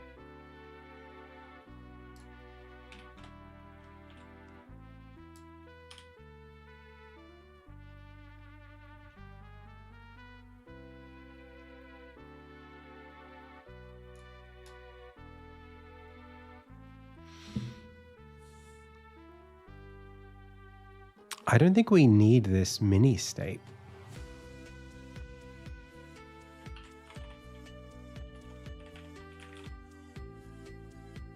Oh, I guess we do.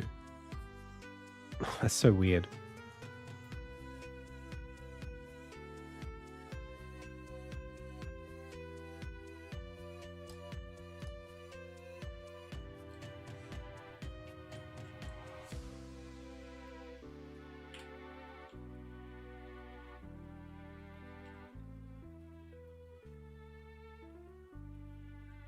Yeah. Okay, that'll work.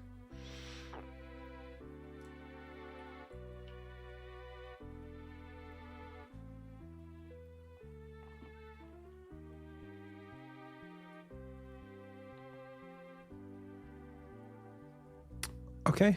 I mean, technically we're done. We just need a force play button.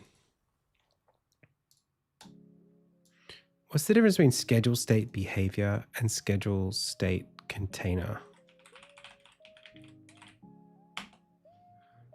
I think a container is a behavior, but it's one that's doesn't have any logic inside of it.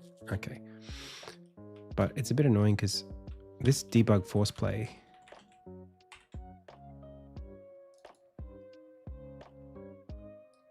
I would love to have this be here. All right, let's just do it. Public bool debug force play. And then on update, if debug force play is false, and then enter. No.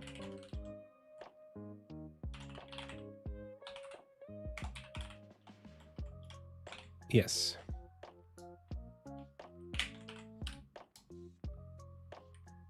Cool. Now we just need a prefab.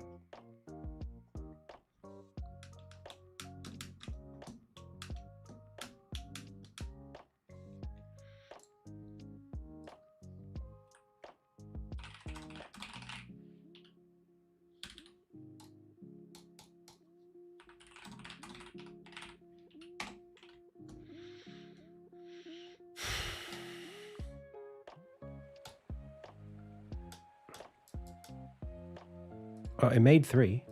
That's pretty good.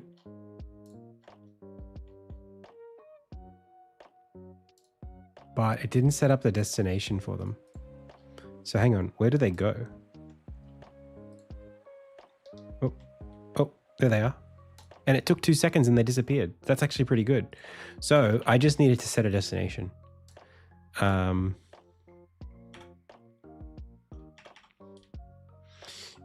It'd also be good to make sure that I know what they're doing. So I might need my Insignia state tree editor. So when I press play, and then I press this burst all over the map thing, whoop, and I press this button, I can now go to one of these end signs and then go to its state and then see what it's doing. It is doing the travel. It's doing it correctly. Absorb into target, travel, collectible. And then they finish. I just think they have nowhere to go because I didn't set anything. So gem.absorb into target.setup. Is that not a thing? Okay, let's see where this gets set up. Okay. Well, it'd be nice to have this be a function called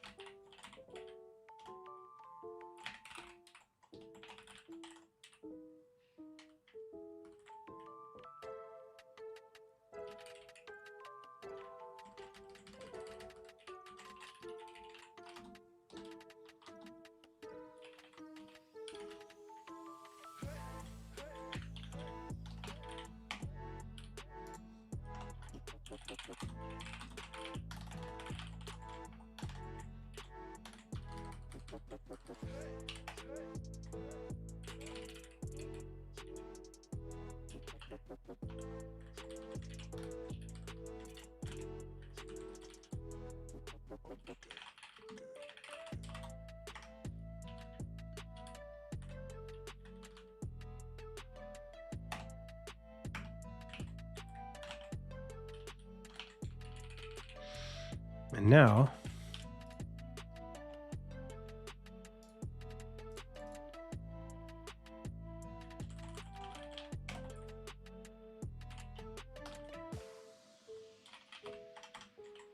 what does focus mean?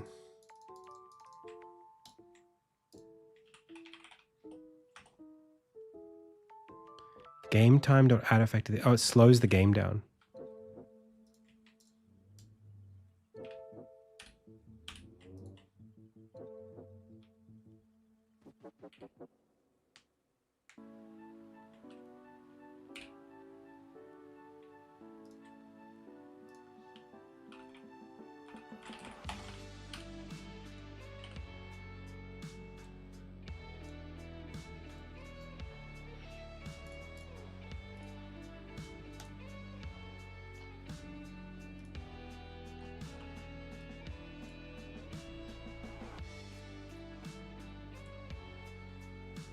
Hey. Now, where do they go?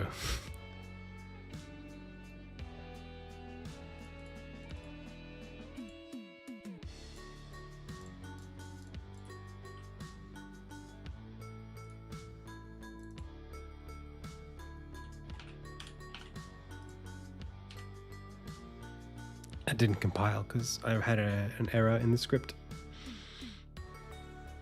Okay.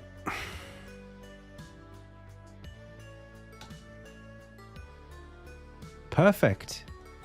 That was perfect. It spawned all three. I just need to take this and I need to provide it with this Ensign World Burst. I need to provide this with, I suppose, let's have a think.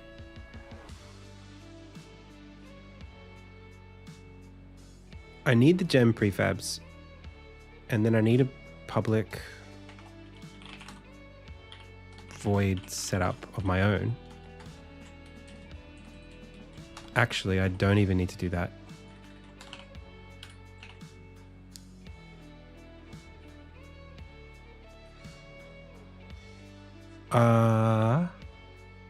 They already know where they're going. They already know where they're trying to go. So, what I would do is set their destination.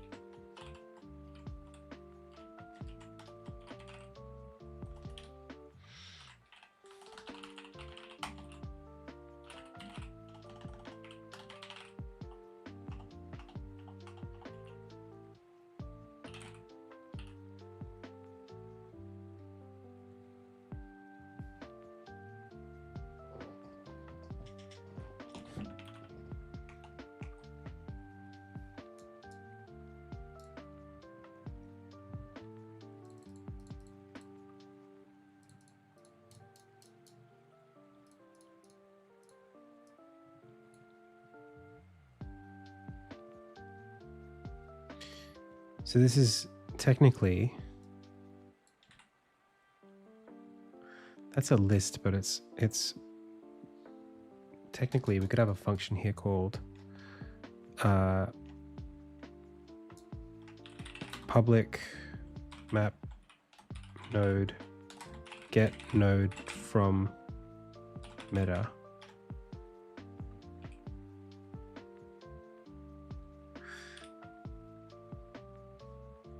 This returns a list, but you can just pass in, you could just do this, pass a single. How does that work? It just does the first one.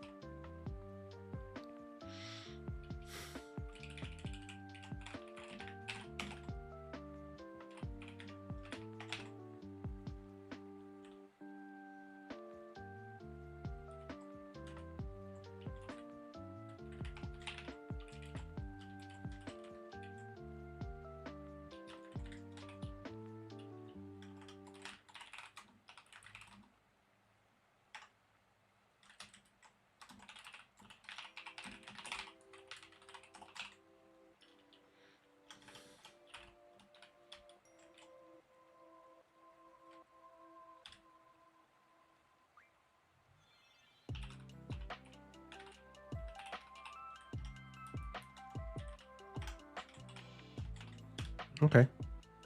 So now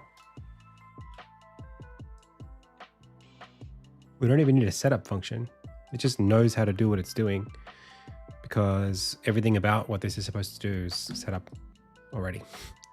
So I go to the menu and I press this button and then nothing.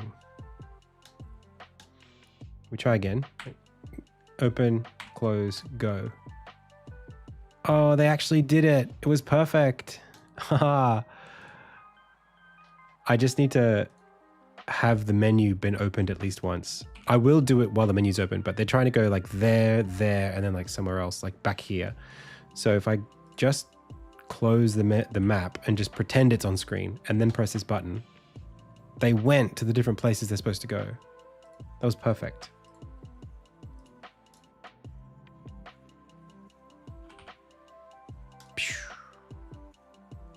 Cool. So the only issue is that it's not happening while the menu is open. And that's because the absorb into target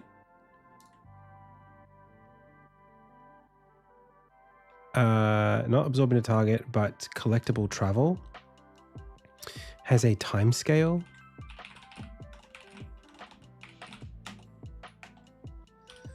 That is hard coded to be essentially nothing.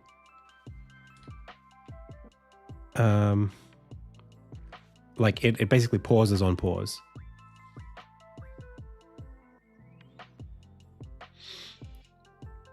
Hey, Benduluist. I'm not really, no, not like a, I'm not like a prompter, if that's what you mean.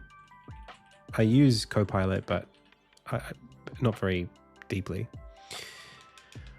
Okay, so is there a way for me to like assign this? Maybe because this is a behavior state. Behavior states are states and they have a time scale already. So I think that maybe we just don't do this. Or instead we say,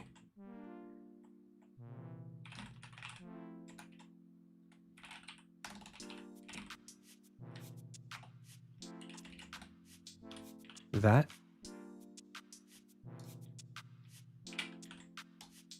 So it's just moving on whatever time scale we are set to, which means that I can then go back here. And when I set these up, I can say gem.absorb into target.travel .timeKind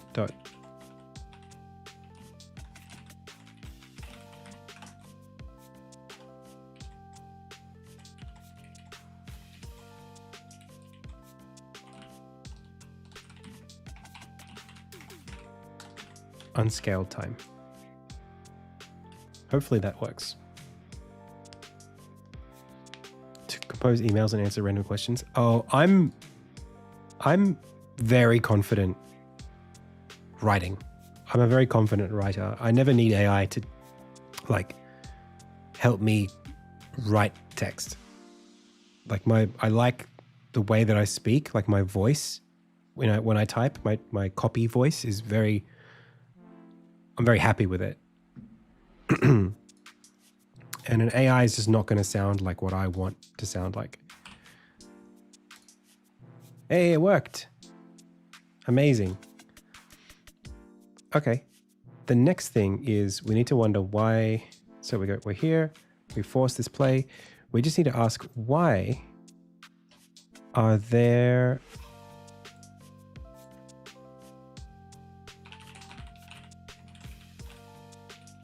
these things? Why is it invisible or like behind the thing? Because its sprite is on UI 100.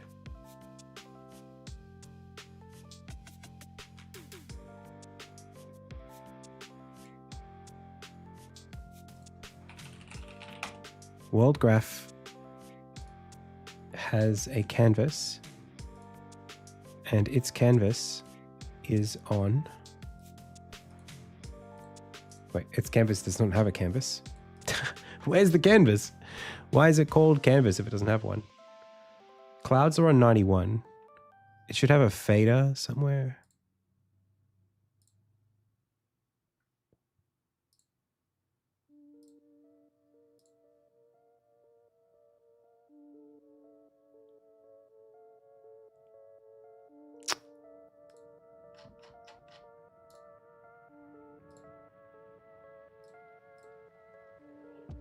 Settings fader, which is on 200. How can that be? That can't be the one that we're looking at here. It's got to be scene fader, which is on UI negative 100. If I make this go away, nope. Which is the one that we're looking at here?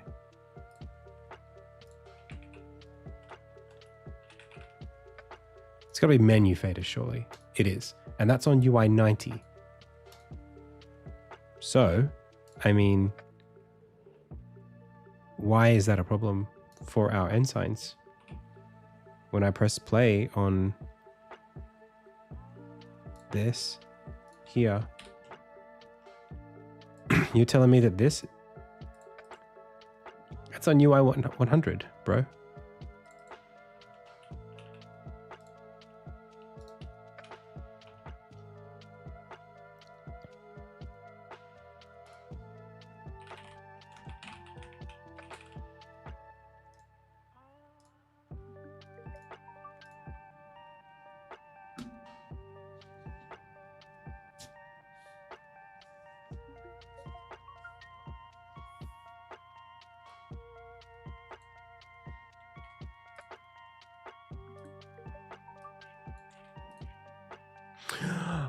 I know what it is.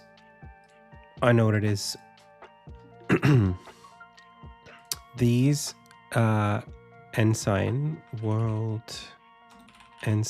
these world map gems have this thing on their renderer called render to FX layer. And this is the foreground FX layer.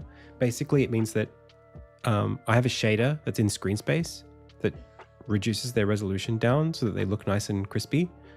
But that forces them, doesn't matter what UI layer I put them on or what sorting layer I put them on, it'll always put them on the foreground in the end. They're not being rendered in the scene. They're being rendered onto this texture, and the texture lives on the foreground effects layer. So I would need to go here and have one called like UI effects and add that to the game. Or put the world map in the foreground layer instead of the UI layer. Or take off the FX layer on this ensign, which is probably what I'll do just because it's easiest right now.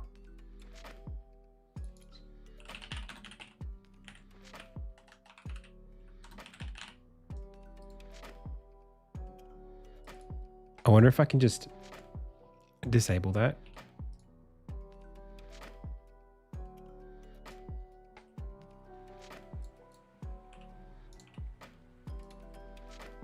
No, didn't like it.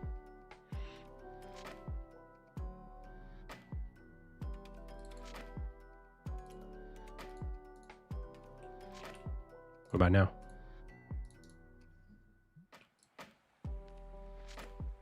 Nice. Okay. That's good. Also, really annoying problem is this little flame shader. Unity annoys the hell out of me with this. Unity's shader graph does not have unscaled time. It just doesn't have it. So I have to pass in a value into the shader for unscaled time every single frame if I want it to be on unscaled time. It's so annoying. Okay. I could get around this by just having the menu pop up without pausing the game. It's possible we could do that. It's just annoying. All right, I have to take a break. I've got to go get some dinner. I'll be back in about 15 minutes, maybe a little less. But have fun in the meantime, yeah? See ya.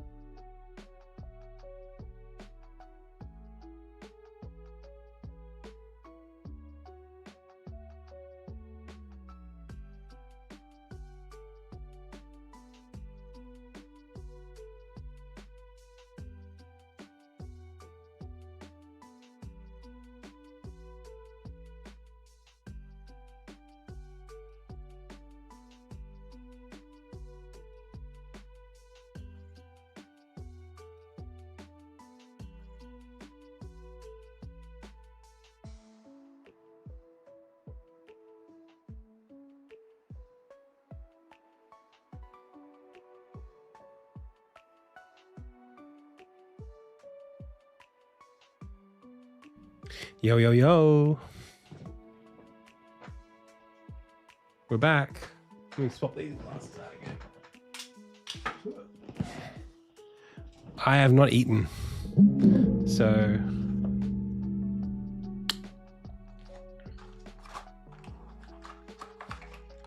you all have to watch me eat.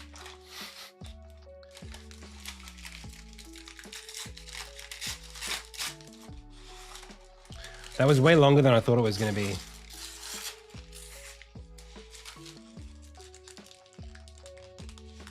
I got a fried chicken wrap and some chips.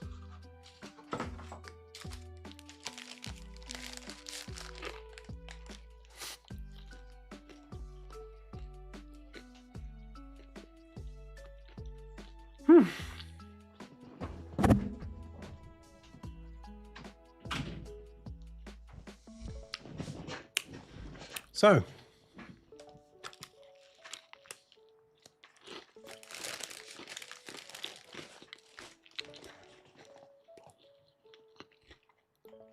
this was looking pretty good.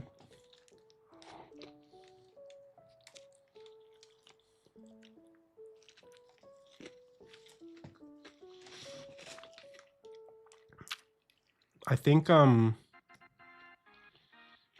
man, this little ensign guy, I have an issue with it, which is that it has a shader, right? And the sprite has this little gem material. Oh, it's actually got 4. Wait. Oh, that's crazy. Okay, anyway. I thought it was just white.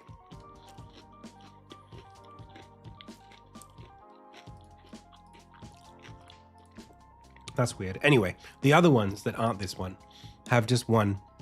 And this ensign gem material uses a shader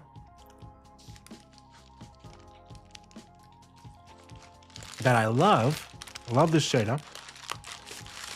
But the shader doesn't work during unscaled time because there's no unscaled time option for some dumb reason.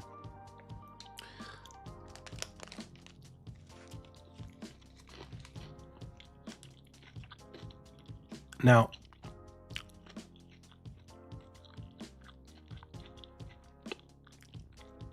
I wonder if there's a way for us to script a node that just grabs unscaled time.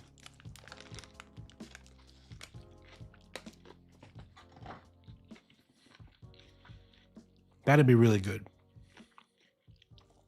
Because the alternative is that I would need a script on every object that has this and then pass through the unscaled time through the script to the material, which sucks. That's really lame.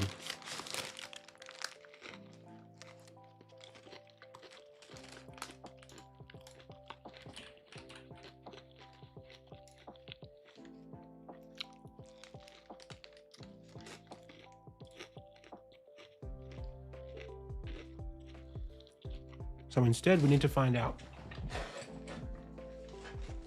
like what options we have. So let's clear this out and say,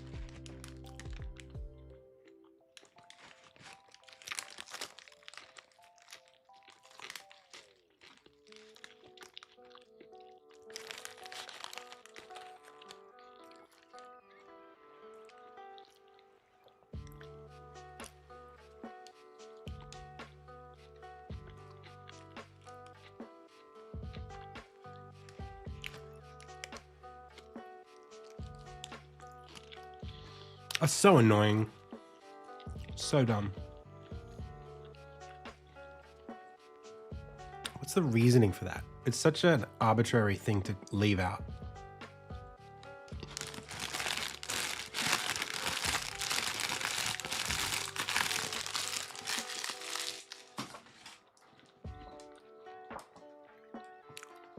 Like, you don't need unscaled time. Trust us. You don't need it. It's like, well, yes I do. Actually, I do.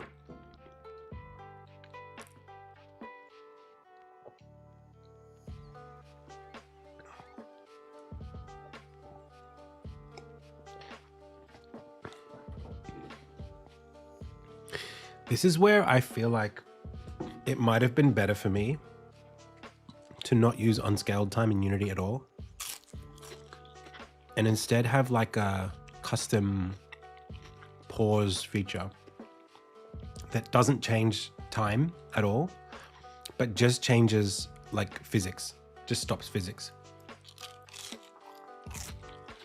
And also like tells all the, well, that's the thing. Unscaled time, if we set it to 0, a lot of the code in the game will deliberately not, it'll know not to run.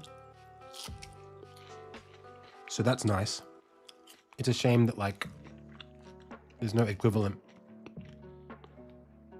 where you just set a Boolean.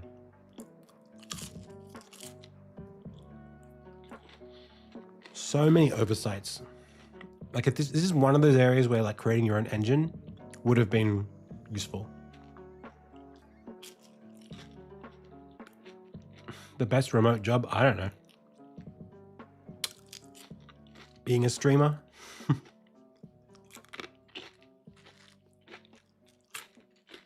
But best is subjective.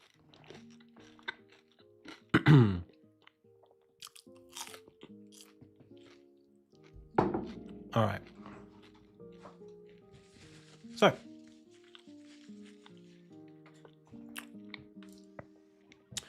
the hypothetical here is that we just don't use unscaled time during this process. And for that, I would need a way to go to world map, world graph.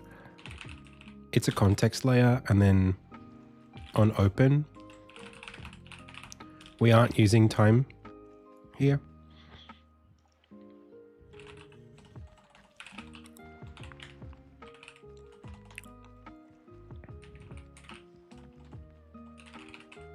Oh, it's right here.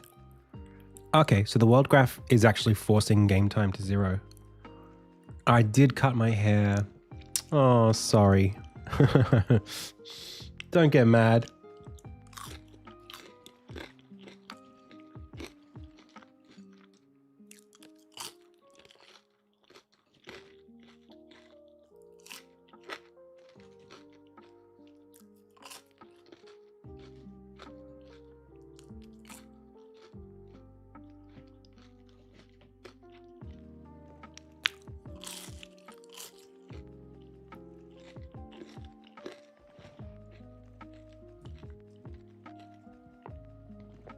I don't know. Lots of jobs are remote these days, and I can't tell you what's good. Sorry, veg ham.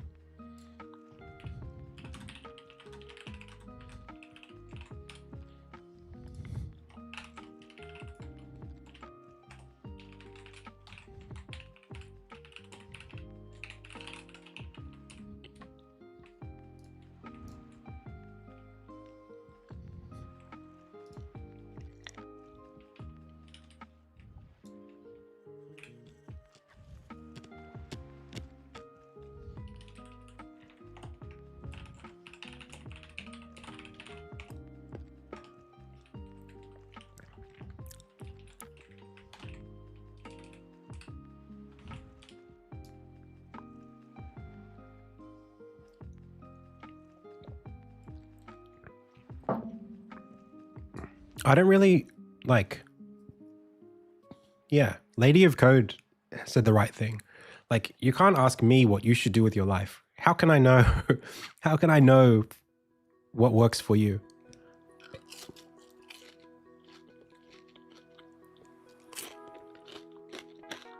What do you like to do?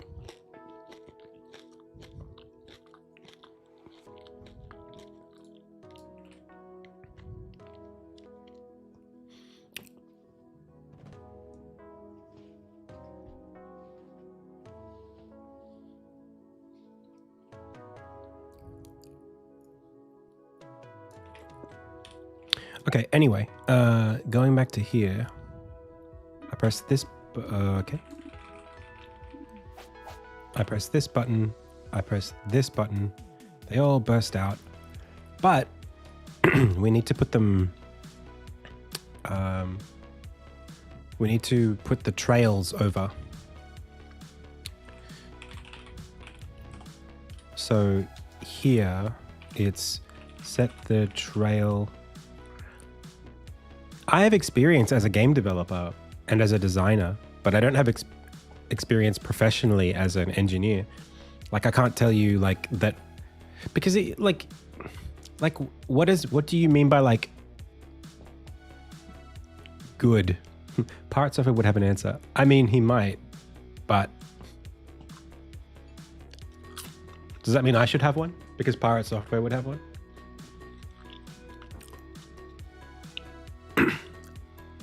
Look, I mean, it's like this. Everybody wants to spend the least amount of hours getting the most amount of money from their home.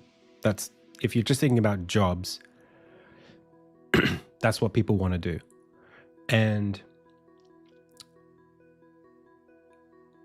for me, I don't think about jobs that way. I've never worked a job since I was like 20 that was just for money. Everything after 20, after university, was like, I follow a career. I built a career doing something that I loved. So not everyone has a career. Lots of people just do jobs their whole life, and that's fine. There's nothing wrong with that. But those people are the kinds of people who find their meaning, their sense of meaning elsewhere, with their family, with their hobbies, a craft, something like that. For me, my brain doesn't work that way. I can't like turn off my brain for like 9 hours a day doing some job and then live my life. I have to be living through my work. So for me, it's not even a question of whether or not game dev or UX design is lucrative. Like, I hope that doing what I do will make me money, but I'm doing it anyway. Like, I have to do this because that's what my brain's good at. And I want to do it. At least it's what makes me interested.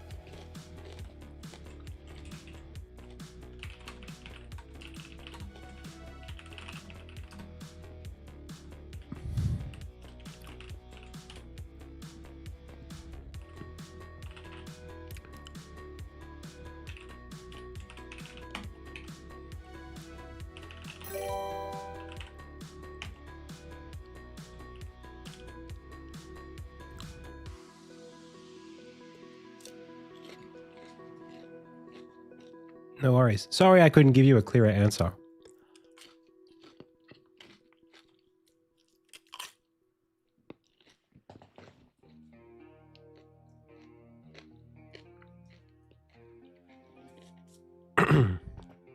It's just like you're talking about years of your life that you're going to dedicate to something based on what someone online tells you to do. That's just, it's never going to work out.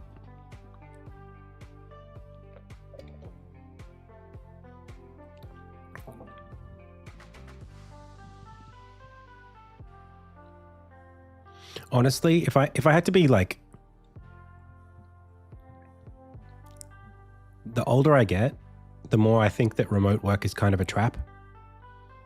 And I know that like some people can only do remote work if you have a disability or something.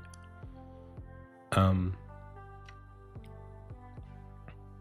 if you can afford to work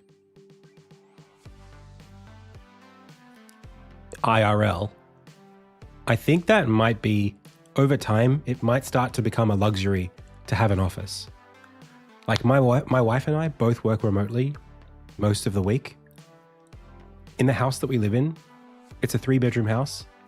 2 of the bedrooms are offices. So like if we want to start a family, it's like, where will the kids' bedrooms be?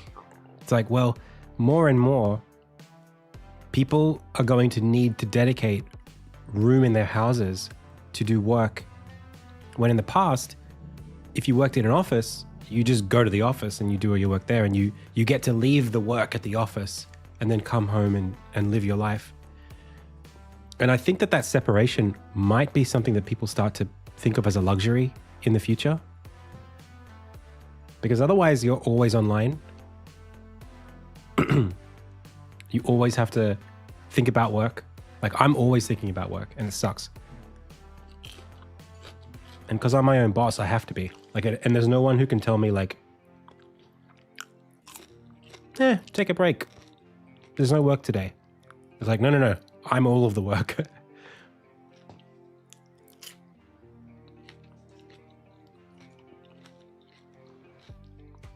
Yeah, commuting does suck. Commuting sucks. But I think like the people that I envy today, I actually envy like people who do trades. If you're like an electrician or a builder or, a carpenter, like think about this. If you're like a software engineer and you work from home, you have to dedicate a room in your house to work. You have to pay to go to like a gym or something, or have like gym equipment in your home to stay like properly fit. If you want to get the proper amounts of vitamin D in your body, you have to take supplements. Your hormones, your like everything is like, you have to constantly supplement the fact that you're sitting around all day in a dark room or in a room. If you work outside, you're getting like fresh air, you're doing exercise for free, you're getting all of your like daily, vitamin D and whatever.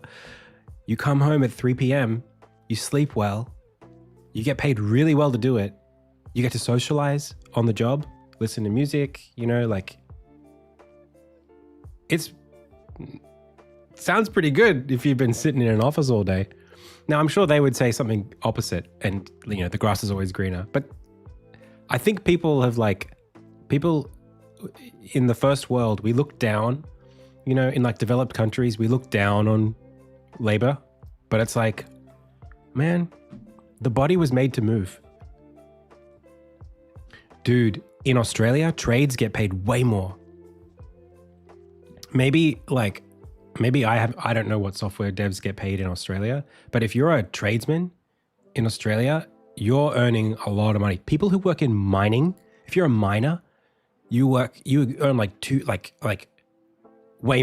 like one of the most high paid jobs. It's crazy.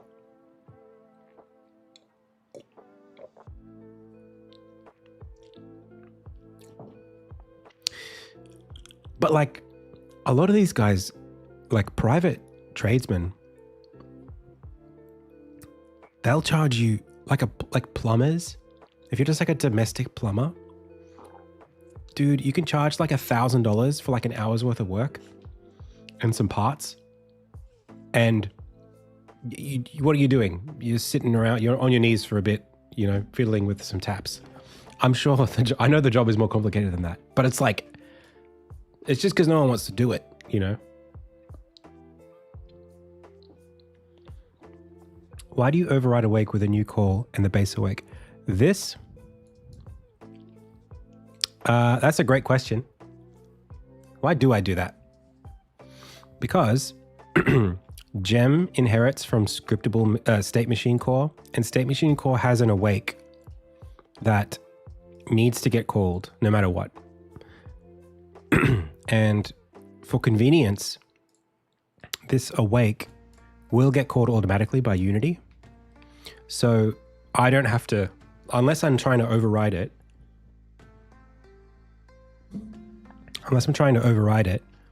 I can just not declare it and it'll do the base awake. For every new script that needs one, it'll just do it. But in this case, I want to override awake. So I still need the base, but I also want this to happen too. Awake, I'm kind of overloading it here because awake is used to initialize when an object gets instantiated. But I'm also using, because I'm using inheritance here, I need to like do some stuff that's specific to this class on awake and also to the parent class on awake. So that's why I'm doing it. It's you know, we're a bit in the weeds at that point, but that's why I'm doing it. Okay.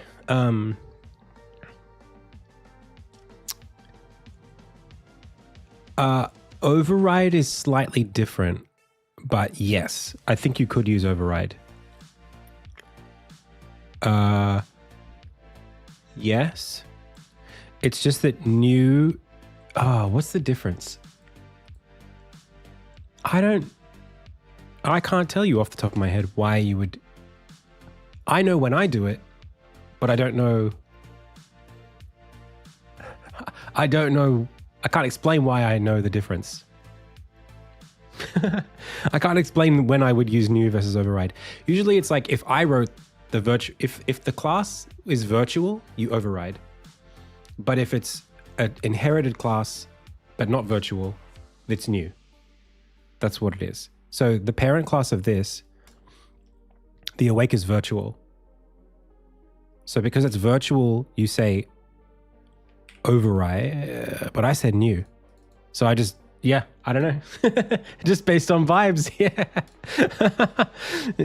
You have to ask GPT that question or find some documentation. They both work. They both mostly do what I want to do. I don't know why. Yeah. I know why I did it in this instance, but I don't know why I didn't say override. I'm sure that will work.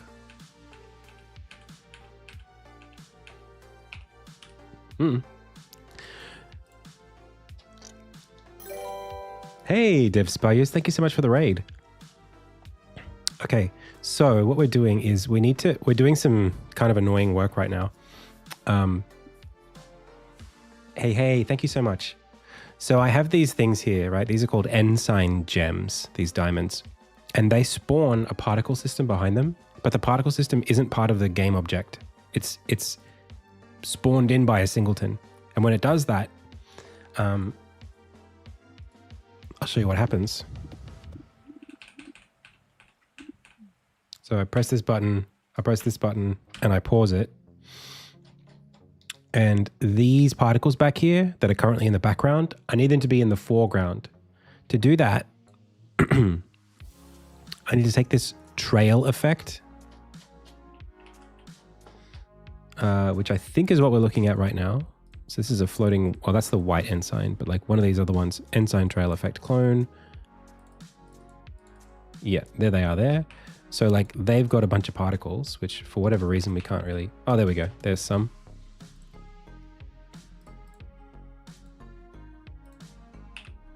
There's some more. So these particles, it's kind of annoying because what I'm doing here is the particle system. This is what happens when you have an 8-year-old project. The particle system is pixelated. See how it's like really nicely like squares? it's not actually like here, these squares are locked to the grid. See how here they're kind of like off center and stuff? But like here they're like perfectly snapping to the screen pixels. That's because I have a screen space shader that is interpreting what's happening on the screen, hiding it from the game, rendering it to a texture, and then showing the texture to the screen, which is cool, but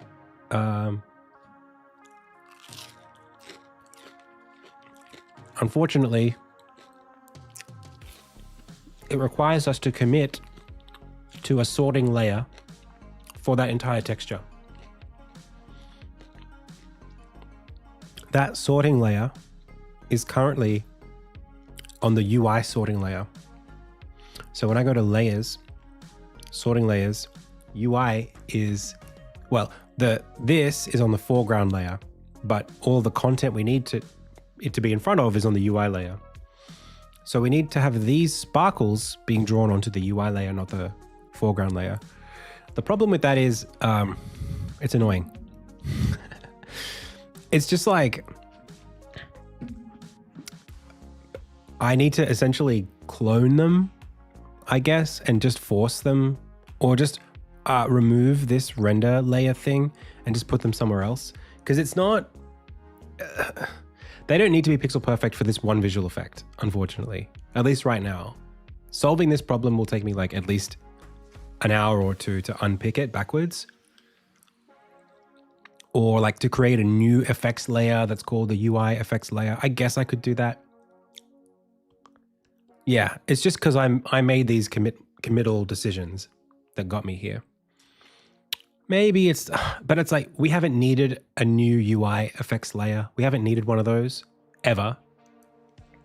And this would be the first time, and probably the only time I'm doing visual effects over the UI in the whole game.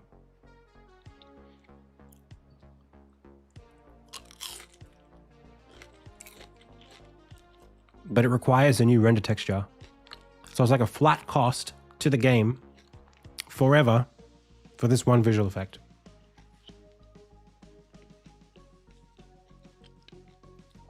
Actually, if the render list is 0, it might not need to do that.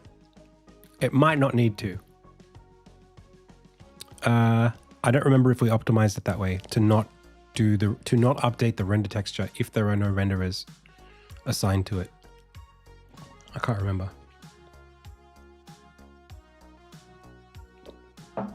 Either way, all this does is give us pixel perfection on those trails, which I don't need. So instead, what I can do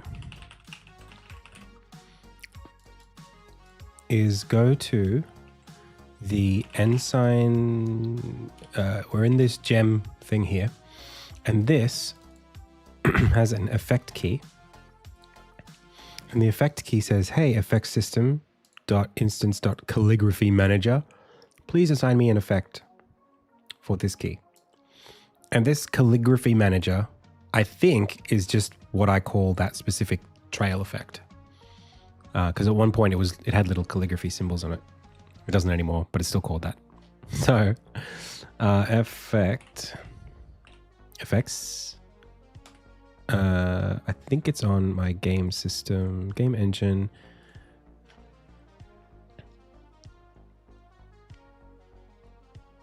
Ensign effect managers calligraphy. So this is the prefab that we were just creating, I think.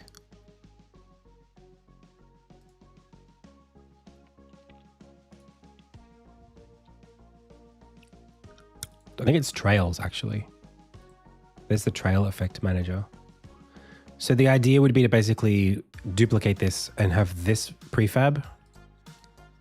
Instead, just turn this off. Or,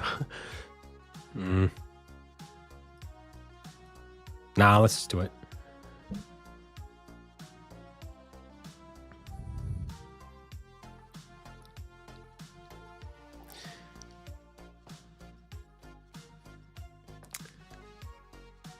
Alternatively, there's one other alternative here.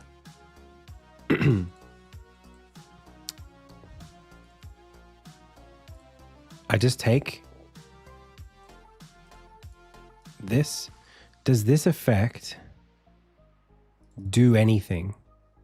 If this effect doesn't do anything fun, I can just keep the particle system on the thing and not worry about it.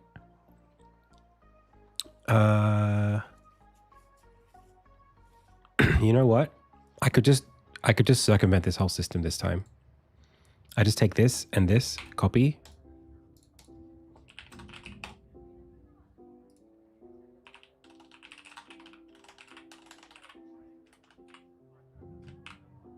Oh my God, can't type today. And literally just paste these here. Just keep it simple, stupid.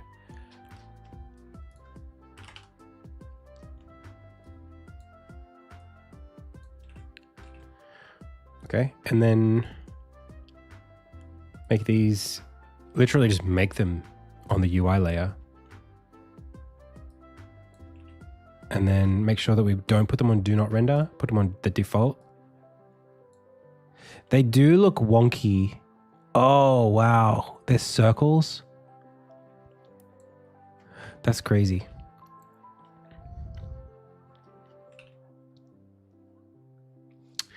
Not great. They might look dumb.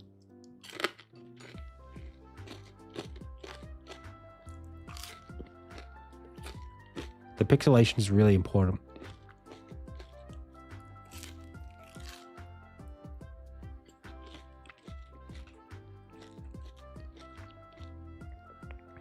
Let's just deal with it.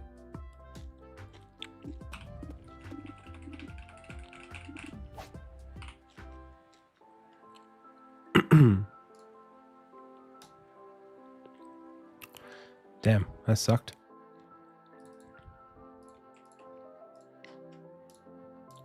Wrong render layer.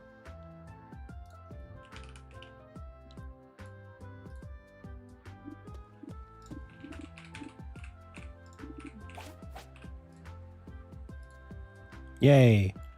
But I'm not assigning the color. I'm not doing anything like that. That sucks. That's why I needed that. Okay, well. God damn it. Yeah, there's a reason. I have so many criteria I'm trying to solve right now that our window of opportunity to make this work is very narrow.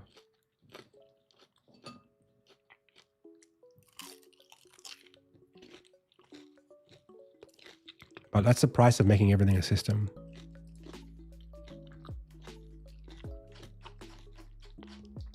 Too many constraints. Okay, so the logic here would be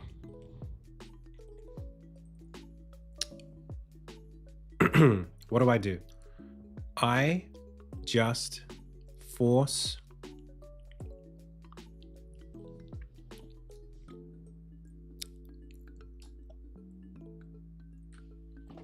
Hey OG Serpent.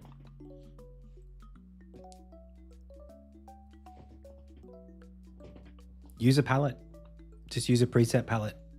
If you're struggling to pick colors, if you don't need to learn color theory, if you don't have the patience or time for that, for now, just use a palette. It's easier. How far along are you with your game? Is there an end to development in sight? There is an end in sight, but it's far away. Dev-wise, we're really close. Like the stuff I'm doing right now is like we're coming up to like the end of the features that I could possibly put in the game. Everything else is content.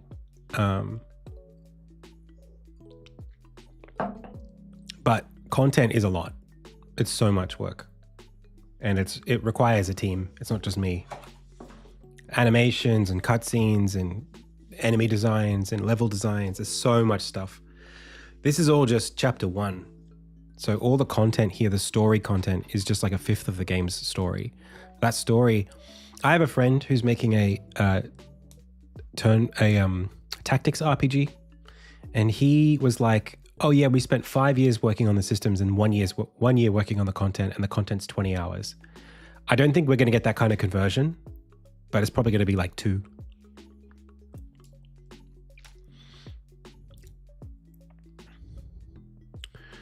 All right. So the trouble here is I can try to cheese this. I have 2 options.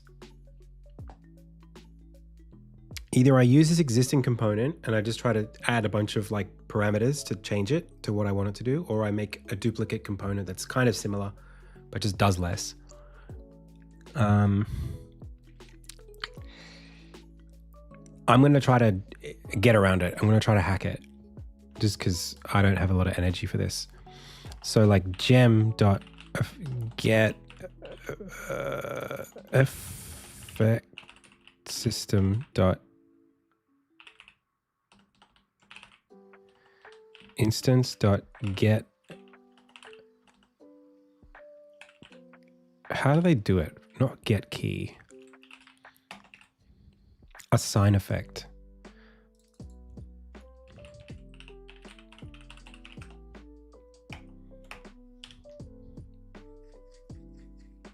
Okay. Yeah, I could get around this. I can get around this.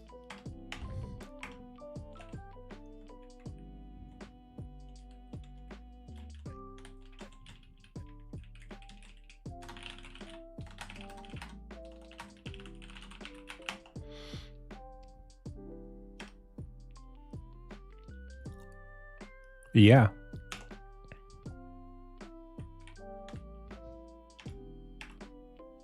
Just like that. That might get us where we need to go. But actually it's ps.render. Is it getComponent.renderer? Or is it particle system. Is there not a module?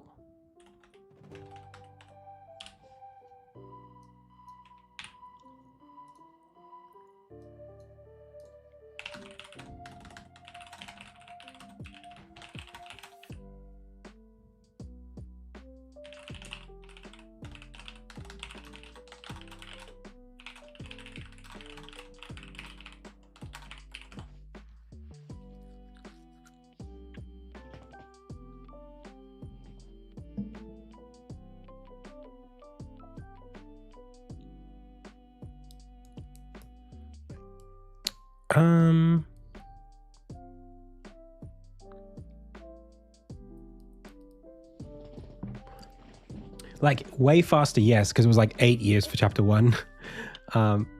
It's really just the difference between production.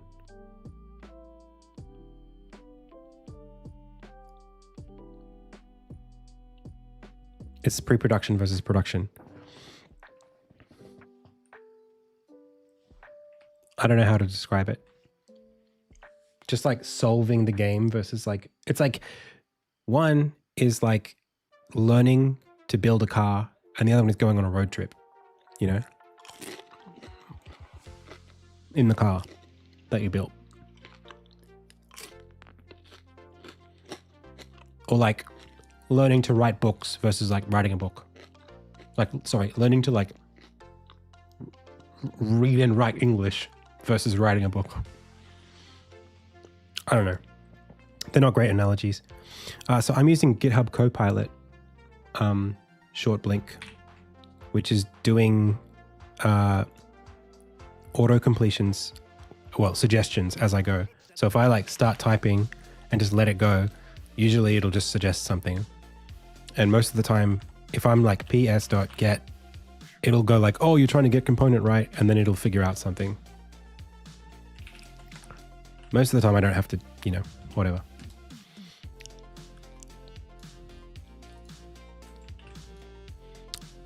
Usually, if you're writing something that's pretty deterministic, it'll figure out where you're headed and catch you and like get ahead of you before you are going to finish what you're writing anyway.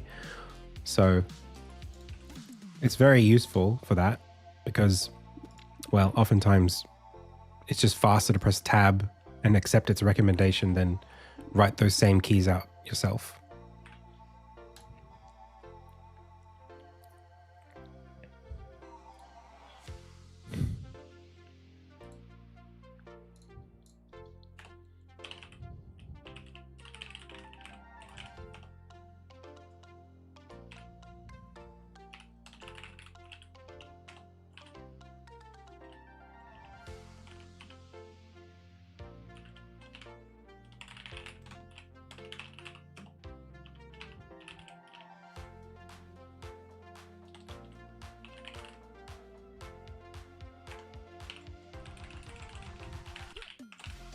This is so bad.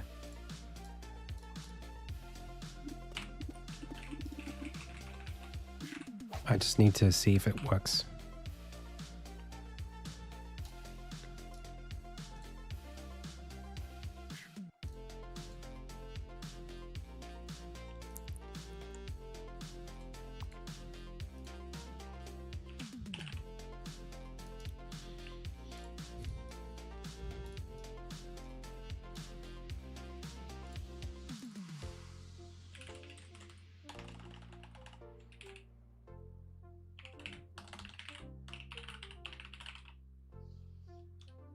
Really bad stuff.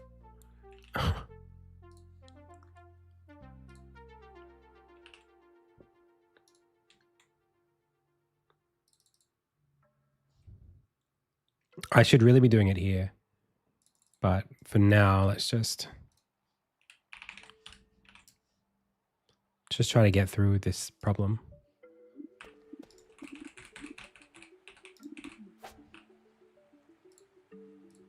Hey, there we go.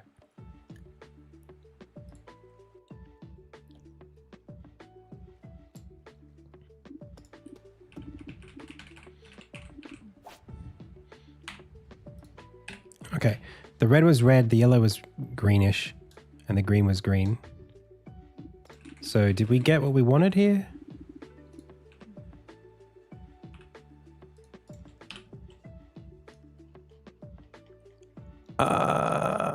I think so. Yeah, that is a green ensign. The one that's like yellow is green. So, okay, we got it working the way that we wanted to, which is great.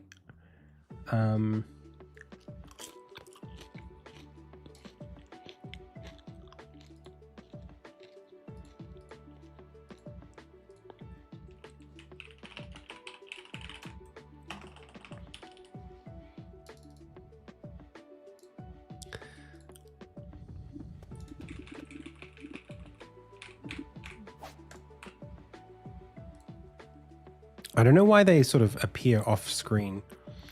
I think actually the start position, what we can do is take start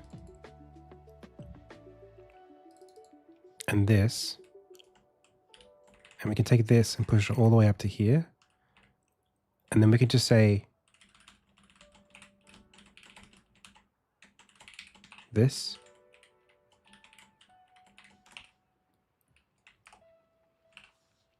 So that we aren't assigning twice.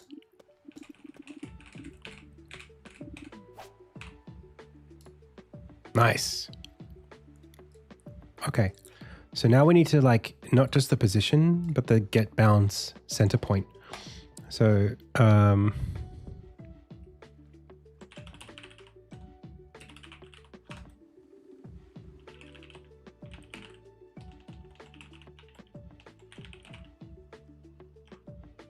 is there really not a get bounds?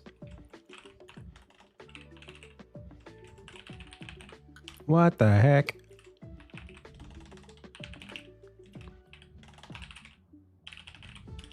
No way.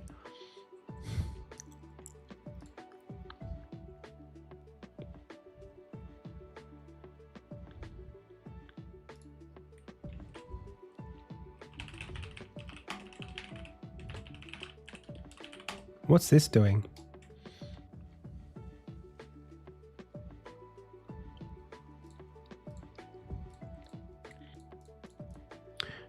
There. Renderer.bounds.center.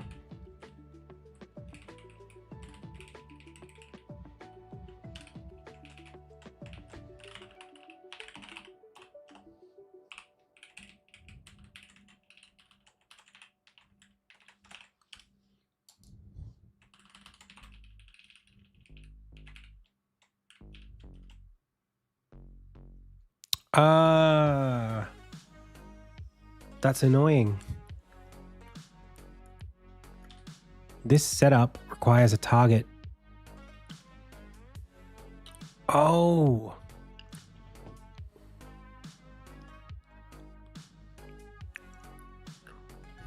But this requires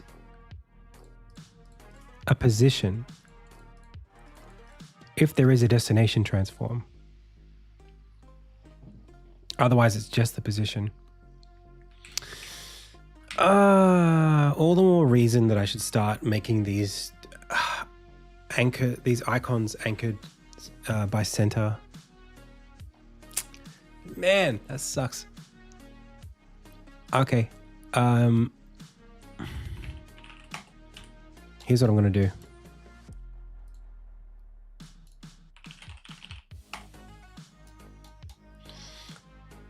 I'm going to go to my world graph. I'm going to go to my...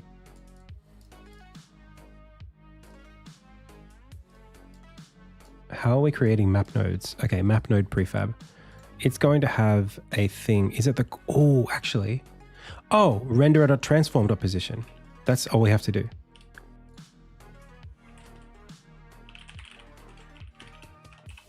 Because that's centered.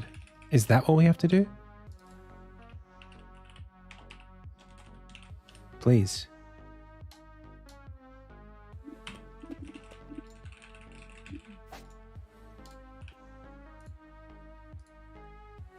Nice. Nailed it. Okay, we're good. We're back in business. Whew, I should commit that somewhere. But first, all of this stuff is, that's okay. But this is horrible.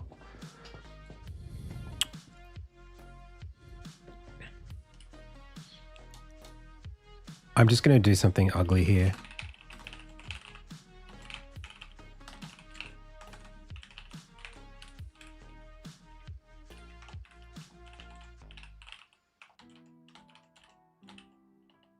No, there's a better way.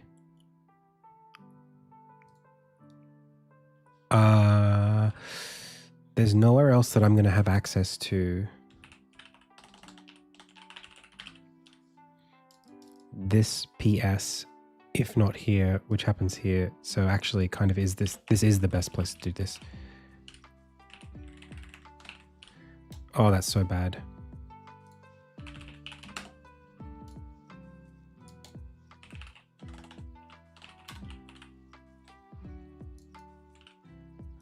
So ugly. Hey, Botos.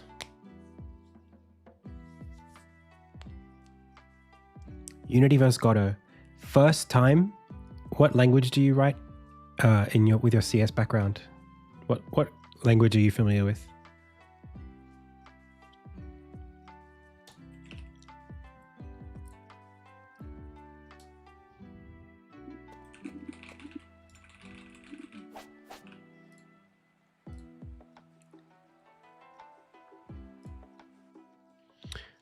C# and Java. Well, Unity will be closer. Oh, but you know Python, so actually Godot is fine. I think Godot... What are your ambitions as a game developer? Just small game as a hobby? If it's just small game as a hobby, Godot is great. Godot is great. Godot Hu Akbar.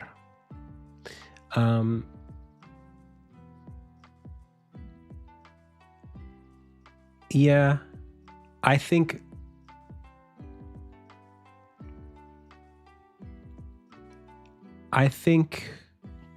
that Godot is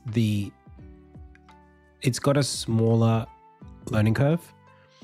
It's not as crazy, but if you're an engineer and you just want to like have something that's a bit more lightweight and just get started making stuff and just drop assets in and have something going and not learning all the different features, it's probably what you want. As soon as you get ambitious and you want to do cutscenes and all different kinds of,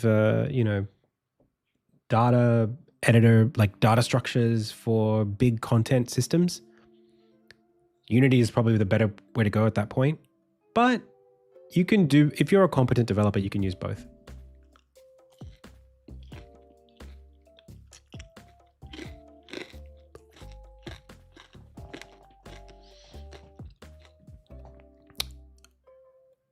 Yeah, I mean, Godot's renderer is not as good. But if we're talking about just hobby, early stuff, especially 2D, Godot it's pretty easy to get started. Faster to iterate as well. if you use GDScript, it's an interpreted language, so you're not compiling code every time you change something. It's pretty good. Good for just playing. Okay, so we have our world burst effect, which means what we can just do is just pass that in somewhere into a cutscene now, because of the content systems that I was talking about that you wouldn't want to build. I've built them for my game. So we got this Anvil Interest teleporter, fast travel unlocked sequence. So I'm going to take this burst thing, go to here, paste this here, go here, and then say right here, we want to add a new schedule clip. And that schedule clip is from the burst all over the map. Ensigns burst out of map. Let's see it.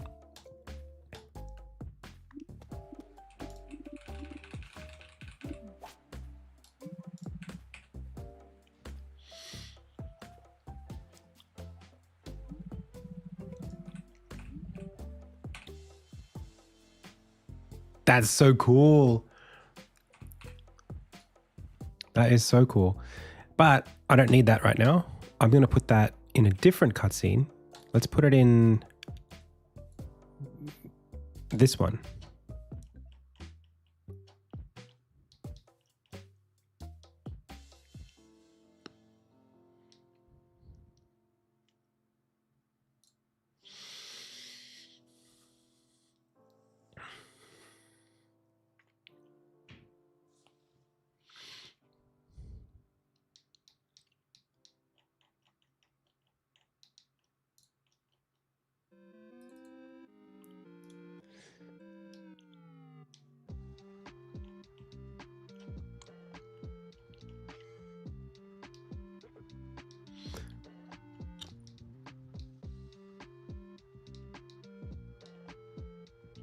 Yeah, right here.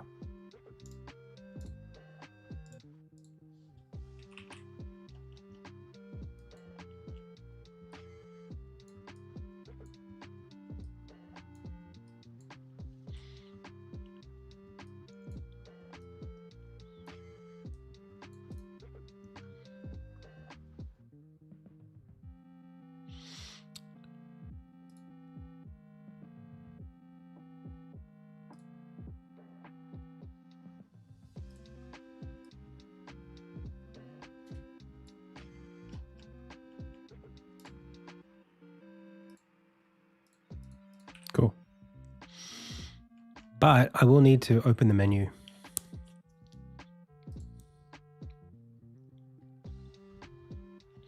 So I'm going to do a little cheat here.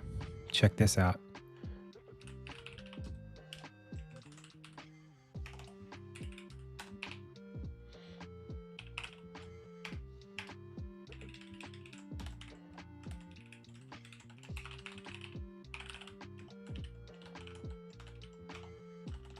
Oh my gosh.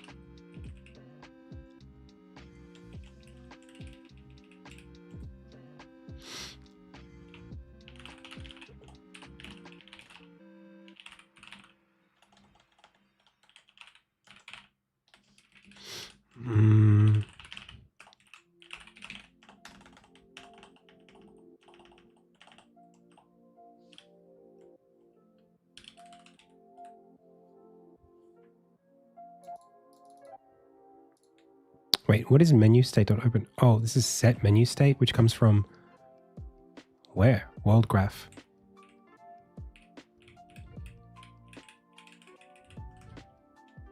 That's crazy.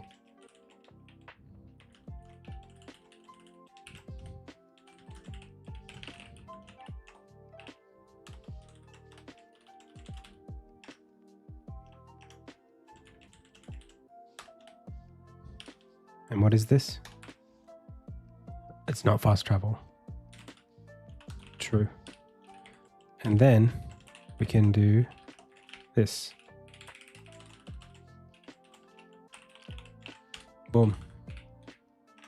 So now I just open and close the menu either side of this thing. I also want to wait maybe like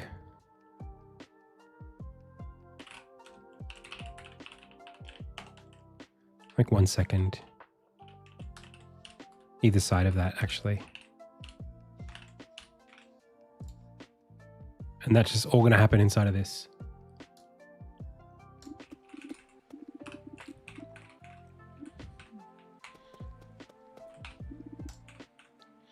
Okay, let's see if it makes sense this way.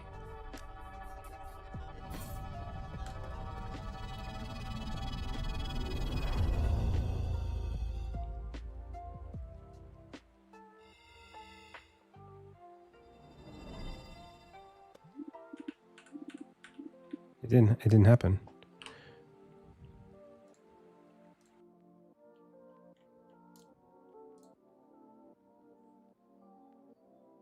Why didn't it happen? Excuse me? That was disappointing. Oh, there's no... Well, there won't be any gems in there. That's okay. It doesn't need any gems. So what's the problem, bro? Ensign, gem, instantiate the prefab.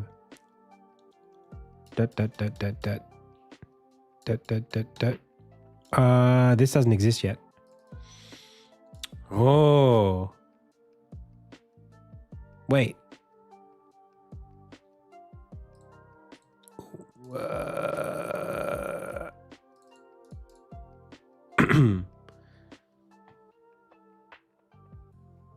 Enter happens when this gets set up. But when we get state, we won't enter until after all of this has happened. So this enter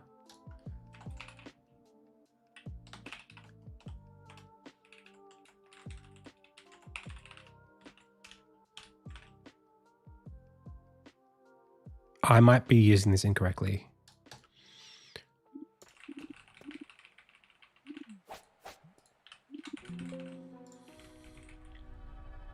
I think that's my fault. I think I'm supposed to overload that. Or not supposed to overload that. I think I'm supposed to leave it.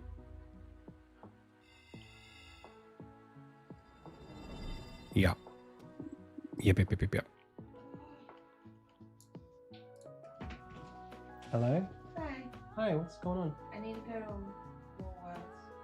Oh, you're missing something that you need. Yes. 1 sec, pals.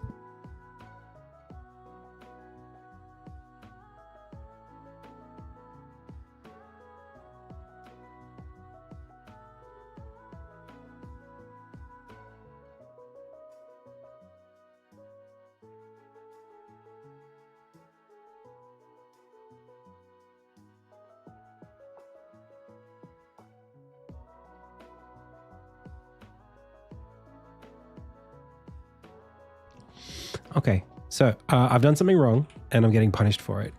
So, not by my wife, in the code. Wrapper.enter, that's the problem here. So like schedule, you guys don't know anything that I'm talking about. This schedule state container, this essentially is what I'm expecting to happen.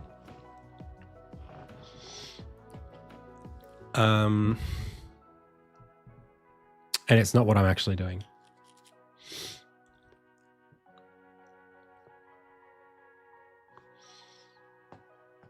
Set state.set from queue. State.onExit add listener exit playing directly. It's basically the go function.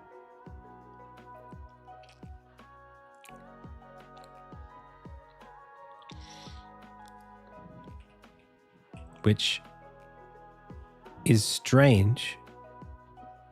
I'm overloading it, I think. I think I'm doing too much. But then what's it supposed to do? What are we supposed to do?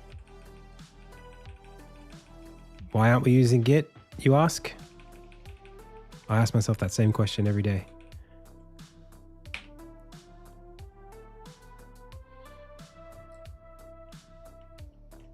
I do use Git. I'm just not using it this second. Hang on. Okay. Somewhere in the world, this function needs to get called, but it's not here. It's not in this class. Ugh, that's so bad.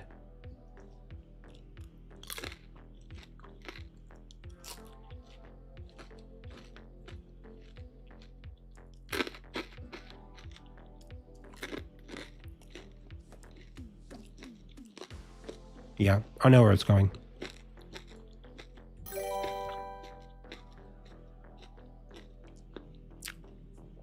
Sup, Pablo? Welcome. Is that C#? It is C#, yeah. All right.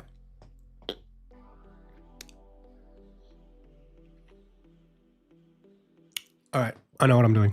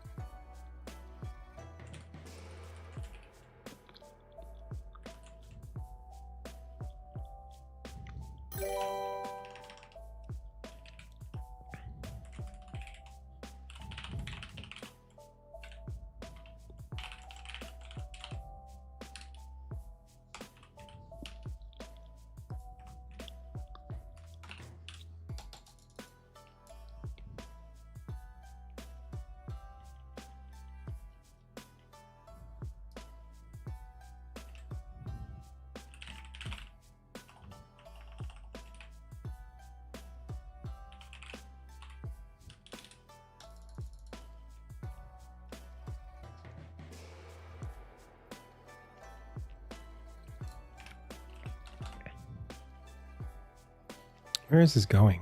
Where do I want this to be? I guess here.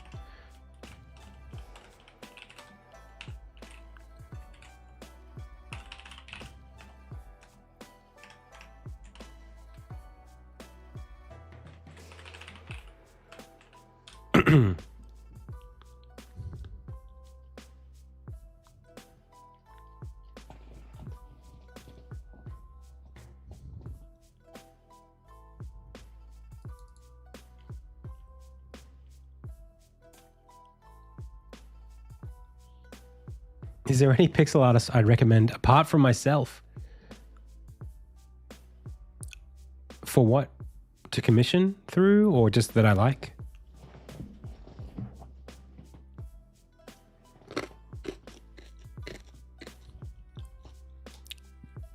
For animation, Joe Williamson.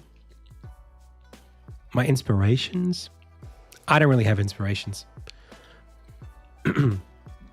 Like, the things that inspire me are not pixel artists. I'm not primarily a pixel artist. I didn't like start as somebody who looked at pixel art and said, I want to do that. I started as a designer and an artist who decided to use pixel art for one of my projects. And pixel art just happens to be something that I have spent a lot of time doing. But it didn't start from a position of like admiration. Like it's just something that I happen to be doing to meet an end to a need. Owlboy is a game that I was inspired by. But it's not like, I didn't look at Simon Anderson and say, oh my God, I want to do what he does. It was more like, I want to make a game. This is the kind of game I want to make. This is the kind of graphics that I want it to look like, or a bit less, like not as good as that, but you know, yeah, Simon Anderson's up there for sure, but he's not like a hero of mine. Konjac would be a hero of mine, but not as a pixel artist. Like, like this guy, he made iconoclasts. He's a pixel artist, and I would say he's probably Konjac and Phil Fish are probably the closest two people that exist that I would say are like my like heroes or whatever. So Joachim Sandberg is the designer of Iconoclast. He made it himself. For me though, that was more of a developer thing. It was like, wow, he made this by himself. How did he do that? How do I do that? That was the thing that inspired me. But it wasn't like his pixel art. Do you know what I mean? It wasn't like, wow, that's so pretty. It was more like, wow, he built that. More of a developer thing, like a developer crush than an artist crush. I don't really have that many artist crushes.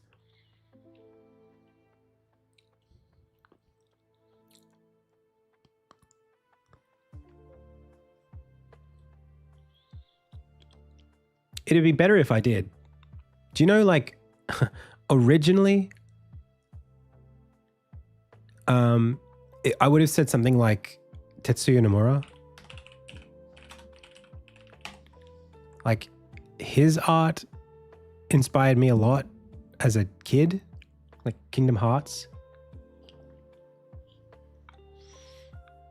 But it's not, what I mean is like, he's an artist, not a pixel artist. And it's his games that I aspire to be able to make. Like, how do I put it? Maybe a better way would put it be like the worlds that they created. I'm inspired by the worlds they create, not specifically the art. Because if I'm ever going to make something like Insignia, I'm not making Insignia to follow in somebody's footsteps aesthetically. Specific. Like yeah, maybe Final Fantasy Tactics, maybe Iconoclasts, maybe Owlboy, but it's not like because I want to perpetuate their art style. It's more like that's just like a fitting art style for the world that I'm trying to create. Which has which how do I put it? It's like I just want my world to feel like the world that they made, not specifically the art. The art is sort of like one of the ways that you get there. But it didn't start as an art thing. It started as a world thing. That's not a great answer. Sorry. Personal Haiti on YouTube says, "What's up? Can I ask you something?" Sure. Go for it.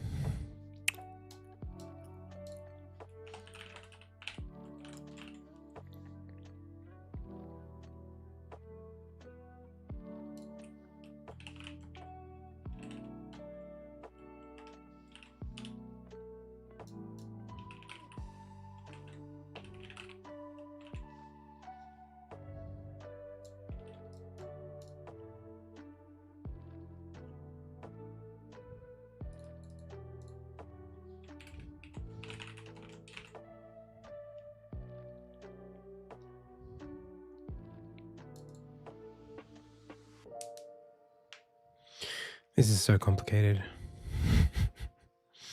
I know what I'm trying to do and it's so simple, but I've just made it so complex.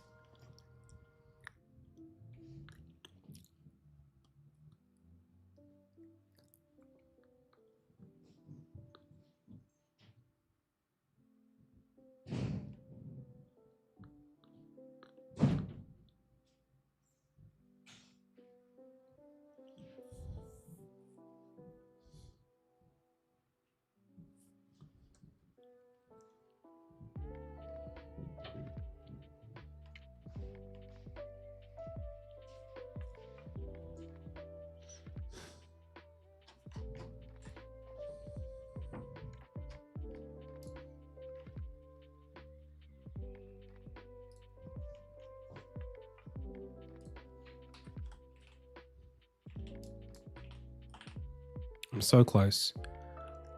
My brain's just, I'm getting tired and I'm not thinking straight. I'm like so close. So this needs a get state, right?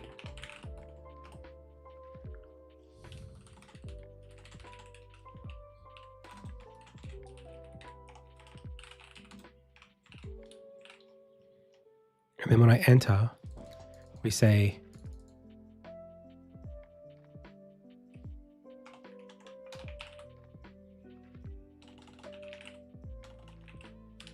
this state is a schedule state that every schedule state behavior has.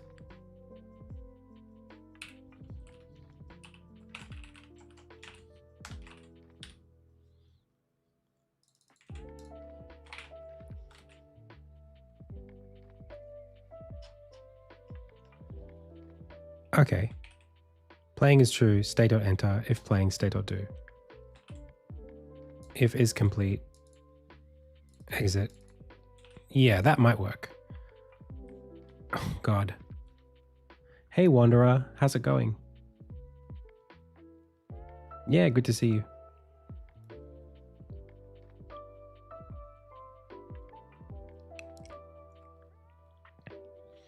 Okay. So, back to the world. Copy this. Okay, teleporter doesn't need this anymore.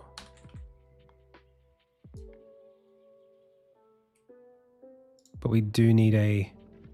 Holy shit, this is getting a little complex. Holy shit.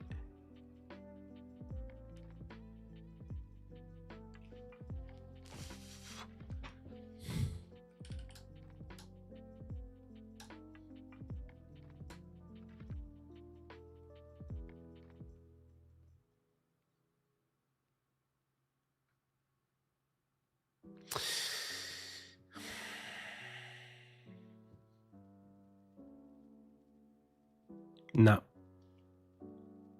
No, I screwed it.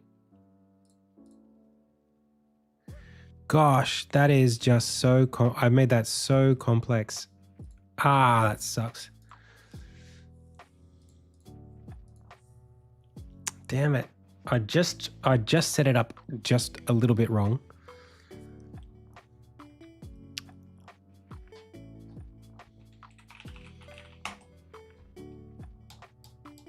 And now I'm paying for it.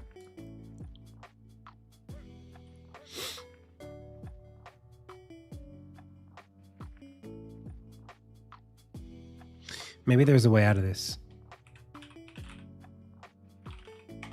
Maybe there's a way out. Okay, hang on.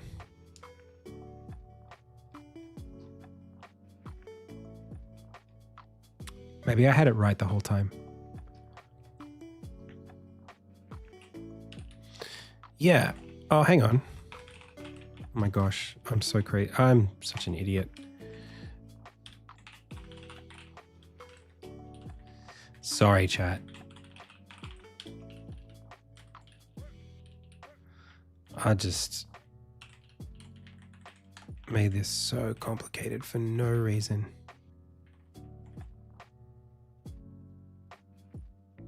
But that's circular.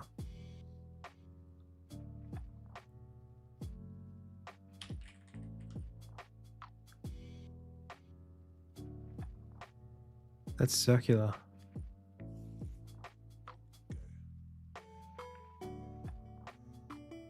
It's going to do a Stack Overflow if I do that.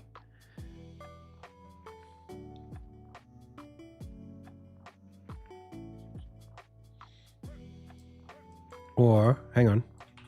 If I just take that and put that there and do that and do that.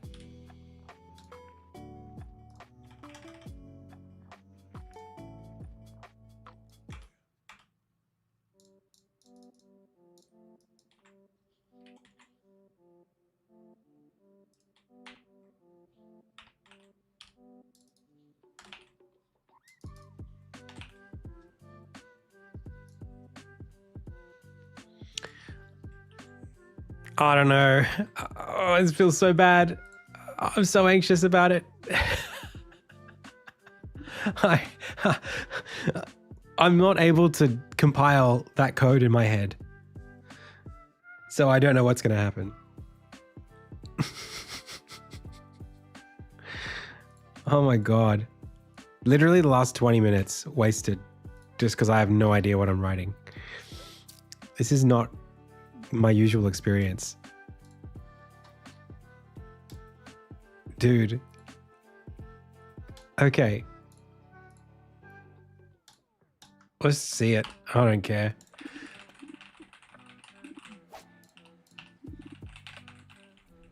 Not wasted, Booyah, but you know. Thank you so much for the sub.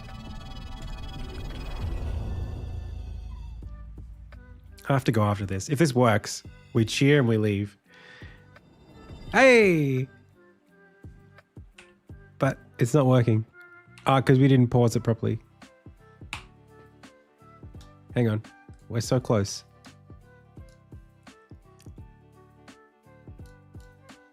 Is this pause?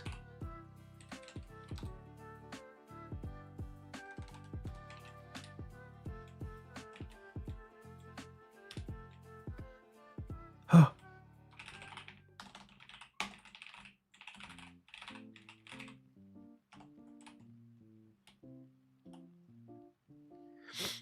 Wait.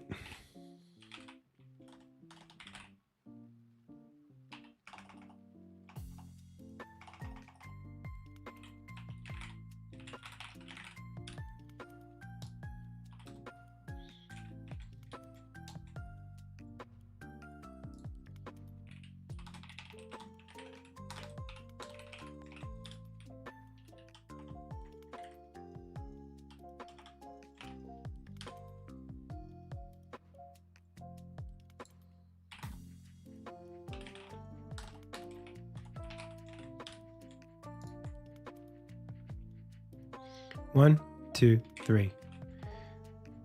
Okay. And then...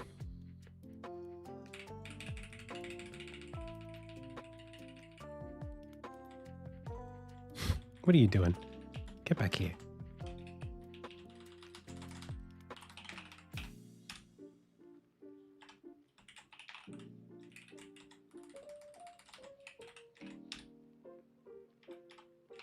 Why would we want to care about?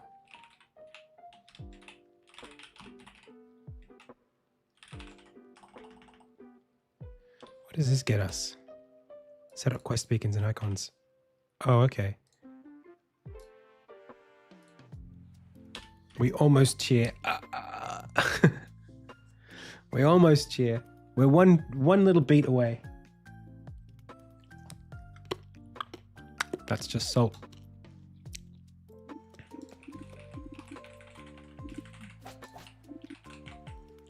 Okay, please.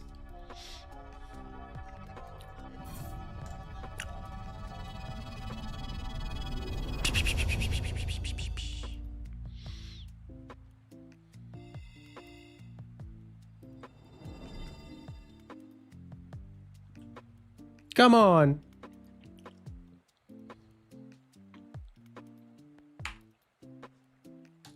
You know why? I think I know what it is.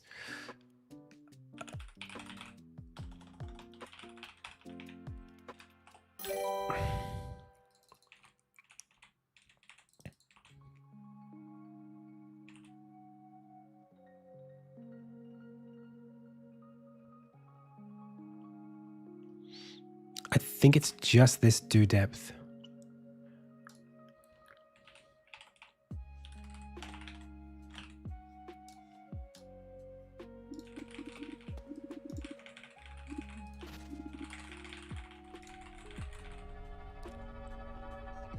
You know what? I don't need to test it that way. I just put arm in here and then go press the button.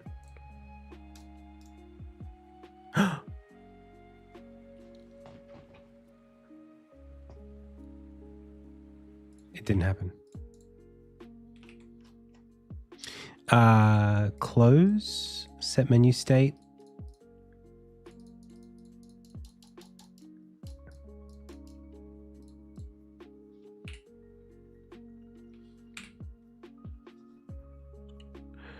Hang on a second. This is waiting for on gems complete. We're not ever calling that.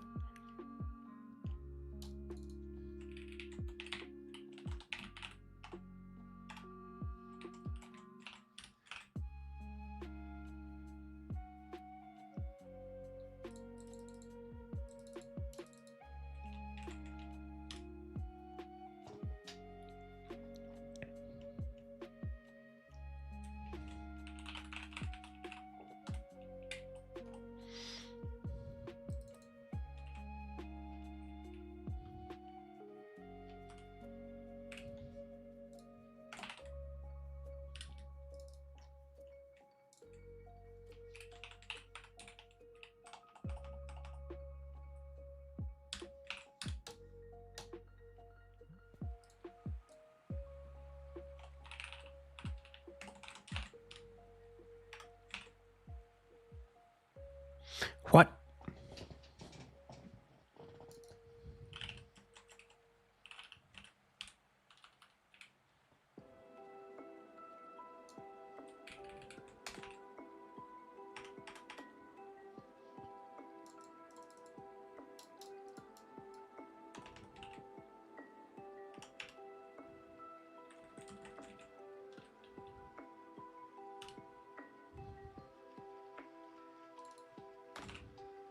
Oh. What did I do?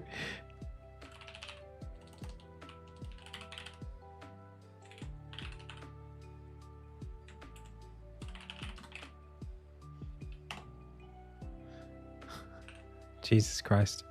I'm making this so complicated. But don't I need an exit?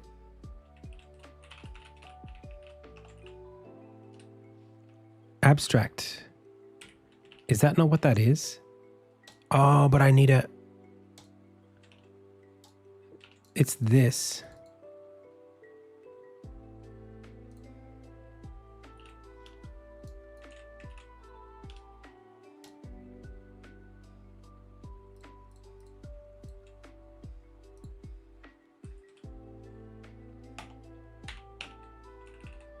You know what? This should be called like...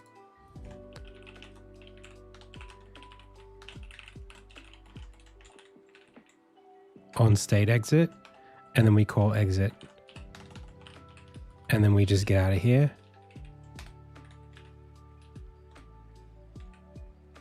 And we do this, and we do this, and we say base.exit.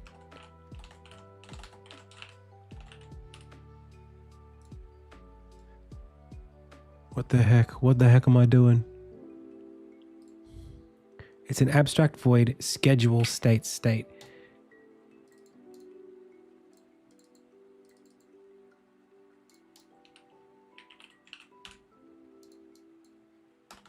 Let's just...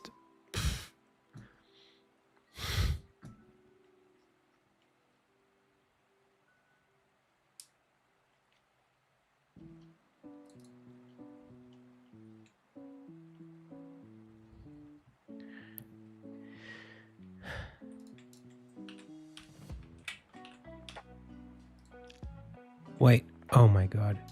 This exit is schedule state behavior. It is that, okay. But then what's wrong with this? We're not implementing an abstract class, which is this. Okay, now everyone's happy. Can we do our thing now, please?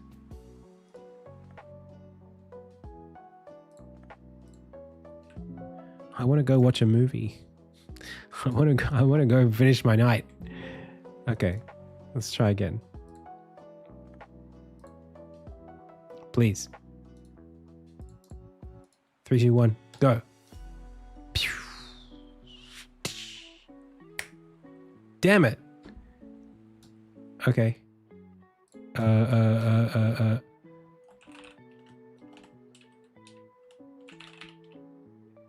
Holy shit, Adam. What is...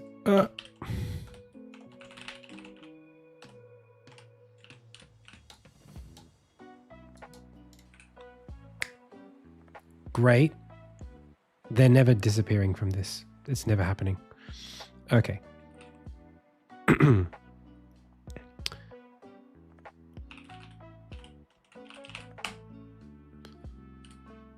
This condition is never happening because this is never happening.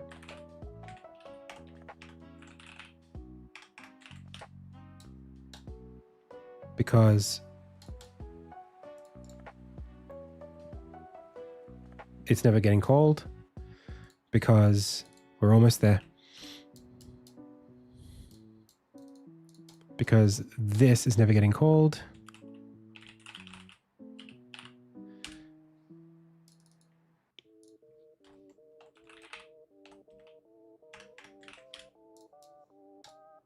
Because I don't know why. It's weird.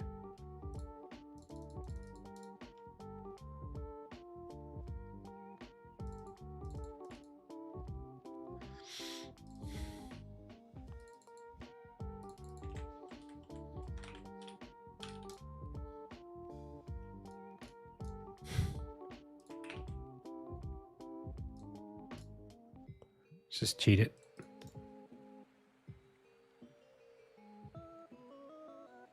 Hey, we did it. But we still didn't get what we wanted.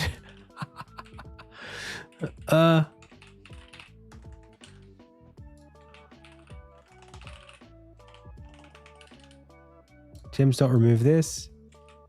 Gems.count equals 0.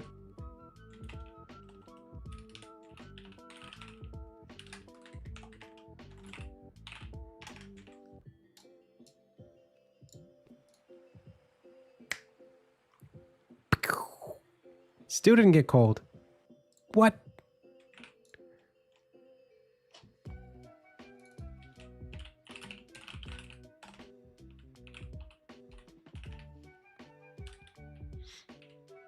Wait, Ensign World Burst Complete didn't get called? That's so weird. Why not?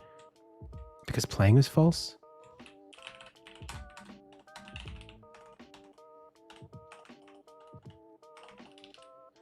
No.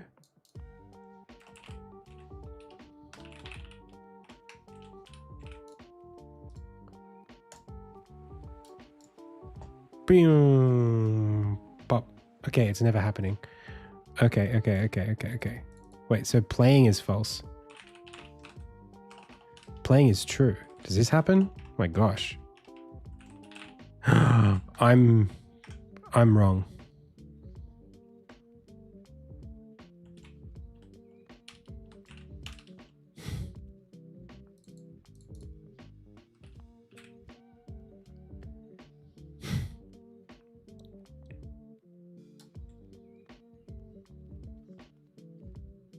I'm wrong. It's not going to do it. Not with the forced debug.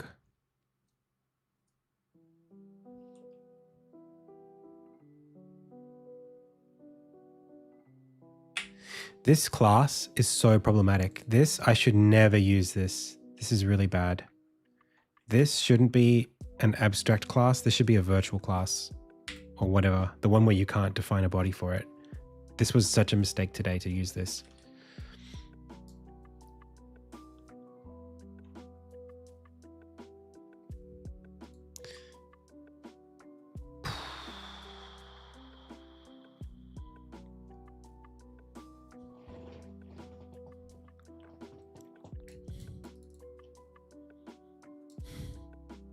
Okay, maybe I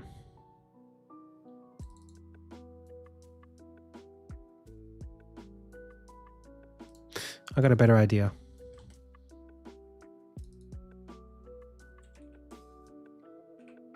No. How would I know that this is set to play? It should be... Okay. Maybe if...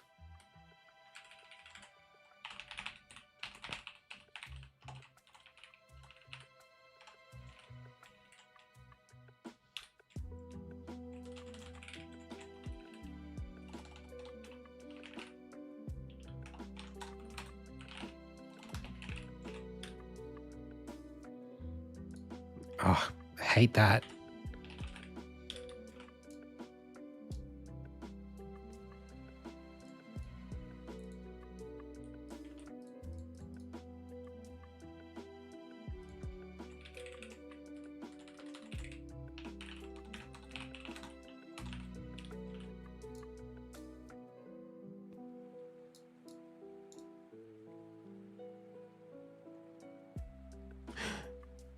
We win.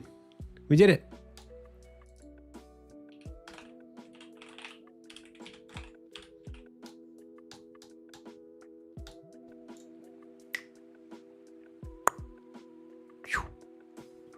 Amazing. Okay, and then we do it inside of the scene.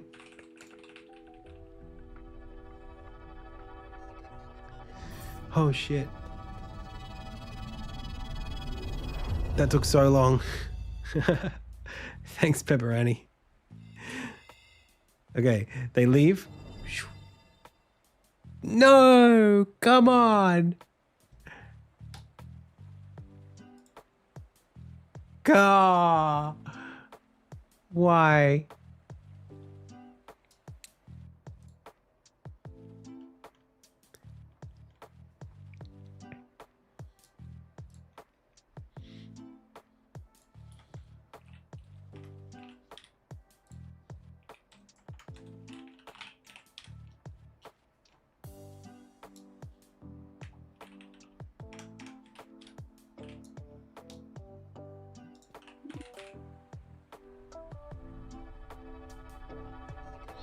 No, it played. It's just that the update value was not.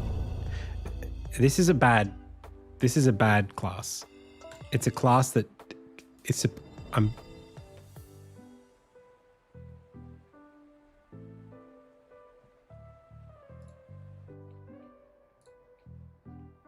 Okay, what happened here? Oh shoot. Yeah, I mean like just whatever.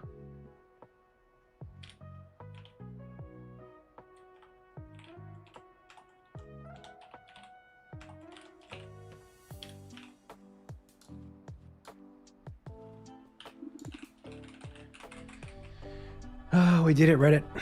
We did it.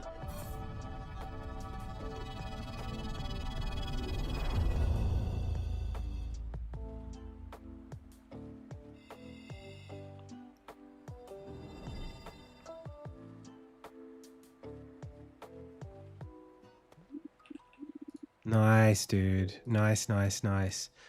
So, what this is supposed to do is happen.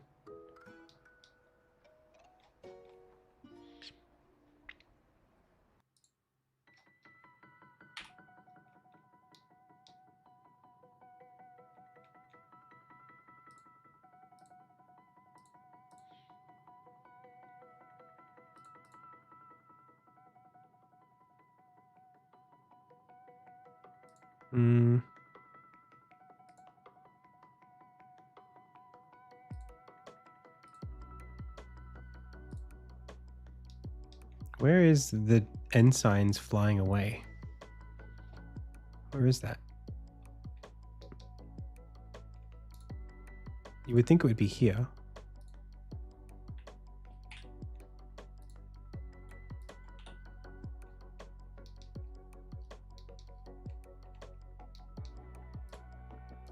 I guess they go all the way to there.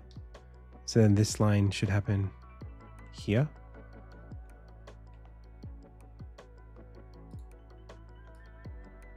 I mean, it's really maybe there. We could create a bit of space. Okay. Save, play, go.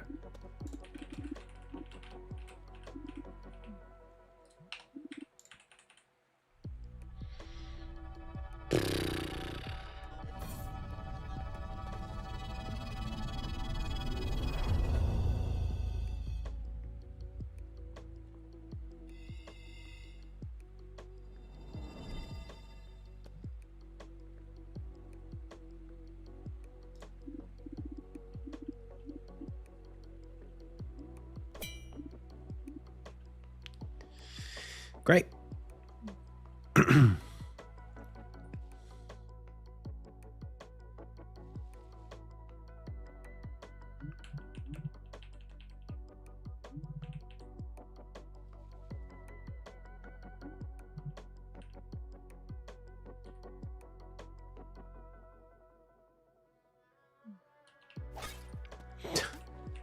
So much communication. Whoa, hello.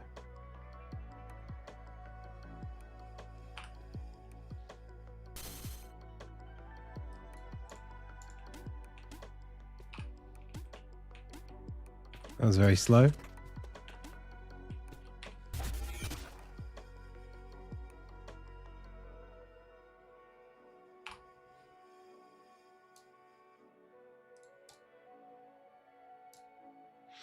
That was me screwing up here.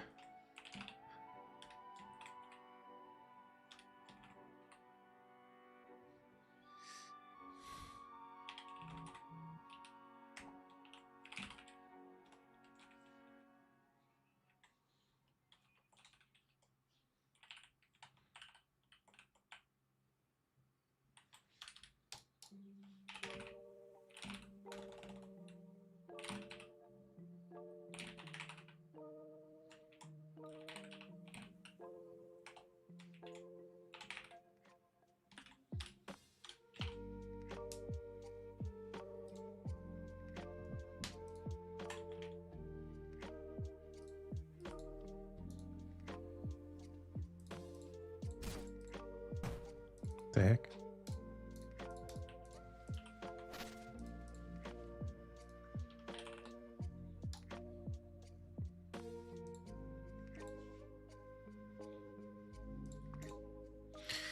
Oh, geez. Almost done. Almost done.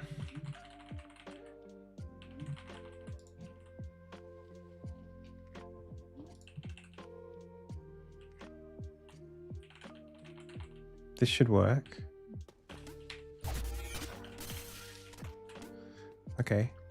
And then save that.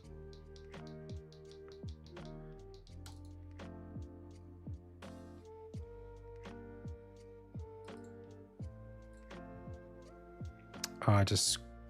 Ah, come on. Let me go. You go there. Save back. You go here. Press play. Boom. Boom. Boom. That worked just fine. Okay, good. Well, then I don't need to worry. Now I can commit it.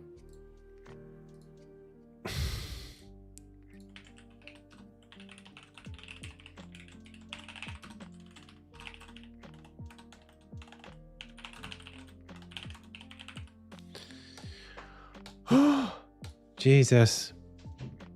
Now I have like almost all of my pieces. I have like 90% of the pieces I need to teach the player how to use this stuff. And then I can get back to doing dev on the content. Oh, I have so little time.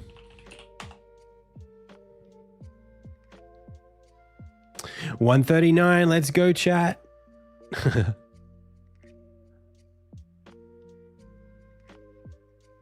Not number one today, but most days when we stream. Let's raid Ryanart. Thanks, pals. It was a pleasure. Please, please wishlist Insignia if you're interested in playing the game one day when it's finished. If you wishlist now, you actually help me get the game funded because it alerts publishers that there's action happening, and it helps me out. So if you haven't done so, please do. Even if you're even only a little bit interested in the game, you should definitely wishlist. Thanks, pals. I had a lot of fun. I hope you did too. If you want to see more of this content, you will catch me Monday, same time, same place next week. That's the stream. As always, I've been Adam. You've been the Pixel Pals. This has been the Indie Tales Game Dev live stream. Until next time.